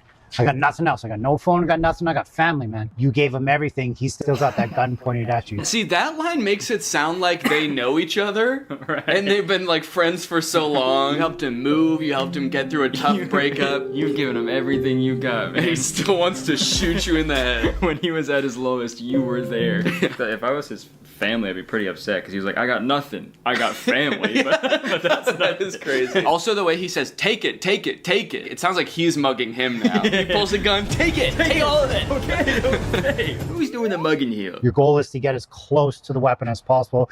Ideally, he's even pointing at your head trying to scare you. Sorry. Ideally, he's pointing a gun at your head. Maybe it's easier to grab it when it's, as far away from your hands as possible. Right up here. Yeah. Maybe you like bite it. Yeah, maybe that's what he's about to do. Maybe it's because getting mugged is so scary that he just wants to be put out of his misery as quickly as possible. Yeah, I want this to be done immediately. Ideally, you're facing the other way looking out at a beautiful sunset, and he's got the gun pressed right up against the back of your skull. Taking one final breath. So I'm going to turn out of the way, 2 hands on the weapon right away, pull it into your chest, rip it off. And you shoot yourself. Take the power out of his hands. Yeah. Get out of the way, back, hands. Pull it into your chest. He said rip it off. He rips off his hand. His tutorial is like, how to stop a mugger is just talk to a unimaginary cameraman and be like, no, this is what would happen if you're mugging someone. Yeah. So I feel like that would kind of mess with their heads. Yeah, wait, pretend to be mugging me right now. Okay. Give me your fucking money right now. I gave him everything. Smash, tap, rack, and go if need be. Yeah, so I mean that's pretty much just the classic smash, tack rap. Smash, tack rap, go if need be. I guess that's his like YouTube ad-friendly way of saying then shoot him in the head. Yeah. And if need be, go. Yeah. What are you in jail for? I goed. I went. Yeah. This one is going to be really important for you because this is how not to be an easy target, okay? Okay. You got your no shoes on, you had your headphones on, hands in pockets. You're about to see just how dangerous that is. Okay, wow. Dude, he stabbed him in the ass. What was that sound? I don't know. I think it was the guy screaming. Wouldn't it be crazy if that was the whole video? Well, look at Mr. Karate Kid. That is a pretty sweet hoodie, though. Look how easy he's going to be to murder and take his phone. Sunglasses on, huge headphones, hoodie I could just rip him down with. Oh, you're mine, buddy. Okay, well, he didn't even do it, though. He's just talking, you're just imagining it. Oh, you're mine, buddy. He's already You're gone. dead. He's like, Oh, I'm going to enjoy this one. all right, yeah, it's not. Oh, yeah. Wait, where'd he go? It's already nighttime all of a sudden. Is he saying that out loud? That must be in his head. Okay. Now let's find out how to not be an easy target. Oh, look at Denim Dan. This guy's going to be an easy target. Well, maybe not. He's got kind of this desk there. He's walking pretty confident. So the caption says desk stare, but I think he's saying death stare. Desk there. Oh. He's got kind of this desk, got like a desk strapped to his. I feel like that gaming. I guess it's a pretty hard target. You got a big desk in the way. Yeah, he's clearly cracked at Fortnite. This desk there, he's walking pretty confident. Yeah, he also says he's walking pretty confidently as this guy is like... Yeah, he's so scared. How are you supposed to, like, other people walking down the street like... This guy's easy to fucking kill. He's only got one earbud in. Jacket versus hoodie. It's my favorite Mr. Beast video. Jacket versus hoodie. It's your lucky day, Denim Dan. It's your lucky day. Wait, he did say that. Denim Dan, it's your lucky day. Okay, well that actually does make him seem more crazy. Yeah. I'd be so terrified if I was walking by someone who was like, this guy would be easy to kill and steal his phone. Wait, maybe not. He's got a confident walk. You could be Denim Dan if you wanted to. Yeah, I guess I should have been wearing denim for this video. Yeah. Jean jacket. Jean hat. Gene Wilder. Gene Wilder's here. Hang on a second, guys, because I've got a self-defense technique of my own. Today's sponsor, ExpressVPN. Guys, using the internet without ExpressVPN is like walking around a park with flip-flops and headphones. It makes you an easy target. Did you know your internet service provider can legally collect data about every single website you go to and then sell that information to advertisers? Luckily, when you use ExpressVPN, it becomes like your armor. Your Gene armor. Your internet service provider can't see your activity. Your identity is anonymous thanks to a secure VPN server. And your data is encrypted for maximum self-defense. It's super easy to use as well. You can connect with just one click. Here I am changing my location to Canada. That way I can watch The Office on Netflix. It's not available here in the US, but it is in Canada. And you can do this with a bunch of streaming services and shows. It's sick. It works on your phone, on your laptop, even routers. That way you are always protected. I don't want to miss out on content that's not available in my area, and I also don't want anyone spying on me, especially not my internet service provider. That's why I use ExpressVPN. To find out how you can get 3 months for free by scanning the QR code on the screen right now, or clicking the link in the description, or going to expressvpn.com/Danny Gonzalez. That's 3 months for free by scanning this QR code or clicking the link. Thanks to ExpressVPN for sponsoring this video, and now let's get back into it. Now this is an instant that people actually do encounter somewhat often as road rage. Yeah, people get that a lot from me. Yeah. So what kind of stuff do you do? Just sort of like tailgating people? Yeah, I have usually probably 4 to 6 full cartons of eggs in my car at all times. Oh, you just throw eggs? And I just kind of, yeah. Egg people on the highway? I just egg people on the highway. I egg them on. Quite literally. Yo, what are you doing, Matt? What the hell's your problem? Yo, man, yo, chill. When it comes to self-defense... Oh, he's okay. Yeah, the rest of this video is from heaven. He's just like an angel. So what's crazy about this road rage incident is this guy cuts him off. He didn't even have to stop. I mean, I get that people get super irrational during road rage incidences, but it seems, I feel like this person should be the one who got out to shoot him, because he got cut off. Right, yeah. The other guy cut him off so bad that he had to kill him. It's like, no one can know about this. He almost caused the accident, right? But what did I do? I honked the horn, I fingered him. I missed that part of the video. Yeah, when did that happen? Yo, what the fuck are you doing, Mick? Oh. Yeah, you were fucked up for that, actually. That was super weird. He fingered... What does that mean? Oh, like... You gotta check your ego, man. Don't finger him. Don't him Don't make that guy sing, man. Even though I wasn't technically in the wrong. Wait, hold on. Did you notice that in the video, he had like his wife or girlfriend in the car next to him? And she also got shot? Okay, yeah, so see, there's someone in the passenger seat here. Yeah. But then, as he's talking to the camera... Check your ego. Even though I wasn't technically in the wrong, he cut me off. Oh, she's dead. So this is a real death that happened. Yeah, he's like, luckily I did survive this incident. She did not. Don't worry, the paramedics are on their way. I just wanted to film this video real quick. Luckily, he's a very bad shot. Every bullet hit my wife. I escalated the situation. He felt like he was threatened. Felt like he was threatened? He was in his own car. Yeah, he was fine. That psycho's trying to kill me! I'm gonna kill his wife. He felt like he was threatened, and now I'm dead. Okay, yeah, he is dead. Yeah, he's dead. Confirmed. That is canon. And looking at his account, yeah, this is the last video he ever posted. That's not having a self-defense mindset. Be smart, stay safe out there. Check your ego. Oh my god. Wait, but he checked his ego. Why is he still getting shot? I guess he didn't check. I guess that guy didn't check his ego. Yeah. It's like, come back here and finger me. Finger me, are you? So there's don't be an easy target. Yeah. But also maintain a self-defense mindset. And I do appreciate that. It's like, try not to get into the situation where you need to be defending yourself in the first place. Right. I think we can all agree that's probably the best self-defense tactic you have available. Belt versus knife self-defense. Yo, give me your money. Stay back, man. Stay back. Yo, is that a knife, bro? Do you know how to use your belt for self-defense? Do you? Yeah. It took you like 20 seconds to take off your belt. I don't know if you noticed there, but he had some good tactics to stall the guy. He said, yo, is that a knife? Like he was going to be interested in what kind of knife it was. Yeah, yo, is that my favorite knife you have? Is that a Swiss Army knife? Damn. Cool, man. Hold on 1 second. Yeah. I gotta jerk off to this knife. Just kidding. Also, he must have a really big belt buckle. Like how brutally this guy gets hit is actually pretty crazy. Just wanted to show you my knife. Yeah, I was trying to sell this knife to you. That's why I said, give me your money. Damn, look at that wide stance for this too. That's crazy. He's doing the splits. Some fucking psychopath. You mess with the wrong guy. Here's how you defend yourself against a knife. Oh, do. Oh, do. Oh, please do. That's what the mugger says when you pull out your belt. Oh, do. Back, he was that a knife, bro. Oh, do. Oh, do. These are really good captions. Yeah. Okay.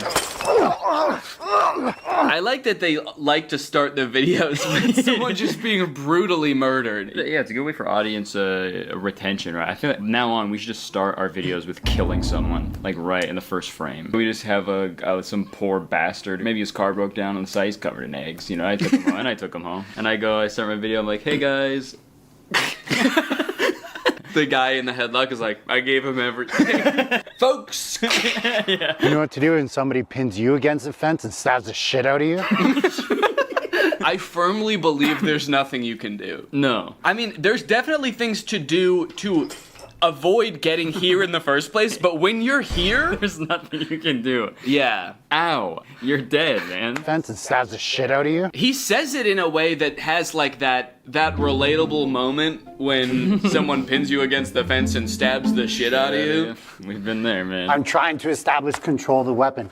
If I can get my forearm here, great, but he counters that by pushing me away. If he pushes me away, this is my new threat. It'd be crazy if in this hypothetical situation that's like now very controlled, he still gets stabbed to death. He's like, and I'm trying to get his knife, but he just keeps getting me. I put my forearm, he counters. God, this guy's good. This guy's the self-offense goat. I'm moving that out of the way. Now his butt's to me, and I finger him. In the States, shoot him. If you're in Canada, run. He's got a knife. Sorry, buddy. Damn. You're not allowed to shoot him. 3 signs you're getting punched. That one sounds funny. 3 signs you're getting punched. Number 1. Ow! You look like Tom Hardy if I ordered you on Wish. Oh, yeah? Oh. You look like Tom Hardy if I ordered you on Wish. Not Tom Hardy. Right, yeah. So thank you. You look like the face Tom Hardy would make if I ordered you on Wish. Tom Hardy would be like, okay. Do you know the 3 most common signs before someone punches you in the face? Sign number 1, you just told someone they look like if Tom Hardy if they ordered you on Wish. First sign, forward aggression. Second thing to look for is those clenching of the fist. What do you think the third one's gonna be at this point? He's just like cocking his arm back? Yeah, winding it up, I guess. If someone says why I oughta, you're done for. Tension, and they're getting prepared for something that maybe you're not prepared for. They could be getting prepared for something. If they're moving towards you with fists clenched. Well, what could it be? Visual diversion? That's gonna be the third one? What? The third one, they're going to be looking off in another direction, trying to distract you with their eyes so that you look away for that split second so that they get the job done. I may be moving forward towards you, fists clenched. Yeah. But I'm actually gonna punch that guy. Hey, Curtis, let's both go punch that guy. Okay. Oh. Bouquet of flowers. Oh, it's on location. No. Yeah, really? Here's 3 signs David Copperfield's about to beat the shit out of you. Look at here. What to do if you're pushed. What, you want to go? Jesus. Do you know how to deal with a push? Well, definitely not having as little balance as possible. What, you want to go? Didn't stand a chance. And his feet too. Oh no. I've seen, you know, bar fights, people get into fights, but it's always like, you know, fist punching or they're, you know, kind of wrestling around on the ground, just grabbing each other, pulling each other's hair. Right. I've never seen this like push and like whoa! It goes crashing through 3 walls. Yeah, not guy-shaped holes in each wall. Yeah. Do you know how to deal with this? No, I'm not Wile E. Coyote. Do you know how to deal with a push? I'm opening up that door as much as I can. Okay, so I go. But then I can go like that. Yeah. Don't knock each other out. Do you know how to knock yourself and your opponent out at the same time? So the key here is as it comes up is just open up enough. Hopefully my boxing turns on now. And God, he looks so scared there. Don't hurt me. Please. Not again.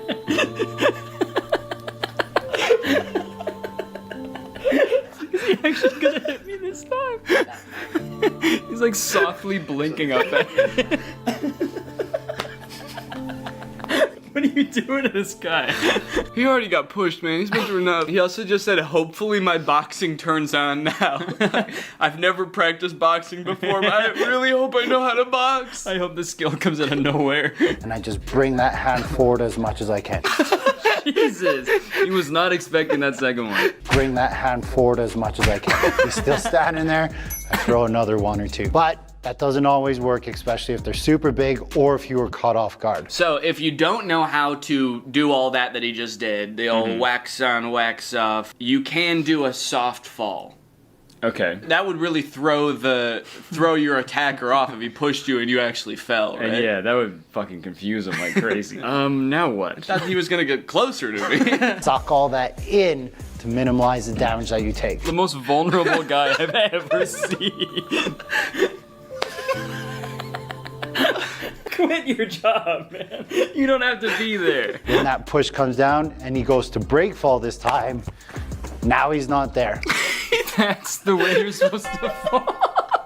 Straight into a coffin. Like a fucking vampire. He's suddenly in a suit and palmed. Time. Now he's not there. Now he's not there. Yeah, he is. Where'd he go? I can only look up here. He's like, yeah, nobody tell him. Also, that night before you go to the bar, look up what color the carpet is at the bar and dress like the carpet. So you fall to the ground, then you sort of scuttle. Like a little crab. Okay, Curtis, so if all else fails and you need to defend yourself, all of the making yourself a hard target didn't work, he pushed you and you didn't fly far enough away, you're gonna need to fight, okay? Okay. The good news is, all you need is 1 punch, okay? You can end any fight with 1 punch, and I'm gonna show you how. Okay. Yeah. I'm excited. Jerk in the Lexus. Yo, what are you talking about, You man? cut me Yo, off in the chill, parking lot. Chill. Do you know who I Stay am? right You wanna there. go? Go under my You wanna space, go? man. Do you know how to end a fight in 1 punch? I can see why he hired this guy. He's so good at, like, leaving the frame as quickly as possible. Yeah, he's a pro at that. My space, man. Do you know how to end a fight? He's just gone. Once I felt like my foot was planted enough that I could push off of it, I had to make sure I wasn't showing the punch or creating a tell. This is creating a tell. Loading, shrugging, trying to punch and come out. So the first thing you want to be good at, Loading, shrugging, trying to punch to come out. making sure your arm is... I just feel like there's a more tactical way he could be standing in all these videos. Instead of just, like, the most malleable, just, what are you gonna do to me now? feel like he should be trying to evade it or something. It's so sad how willing he is. I deserve it. And he's like, and don't worry about this guy, by the way. Guys, he deserves all this. He deserves all of this. He's a hellish fiend of a man. You should see him off camera. Remember, in self-defense, he's approaching me, I'm hitting him, and I'm trying to get away. He said you're punching him and trying to get away. Yeah, you gotta pick one, I think. Yeah. He's on the ground, you're punching him, and you're like, let me get out of here! This sicko's attacking me! Unhand me! If they're a bigger opponent than you, then you don't just hit them with your arm, you have to hit them with your body.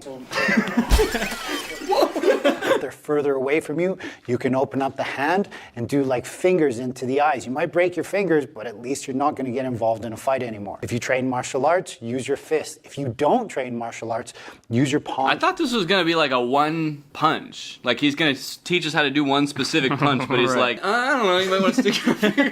Let me think.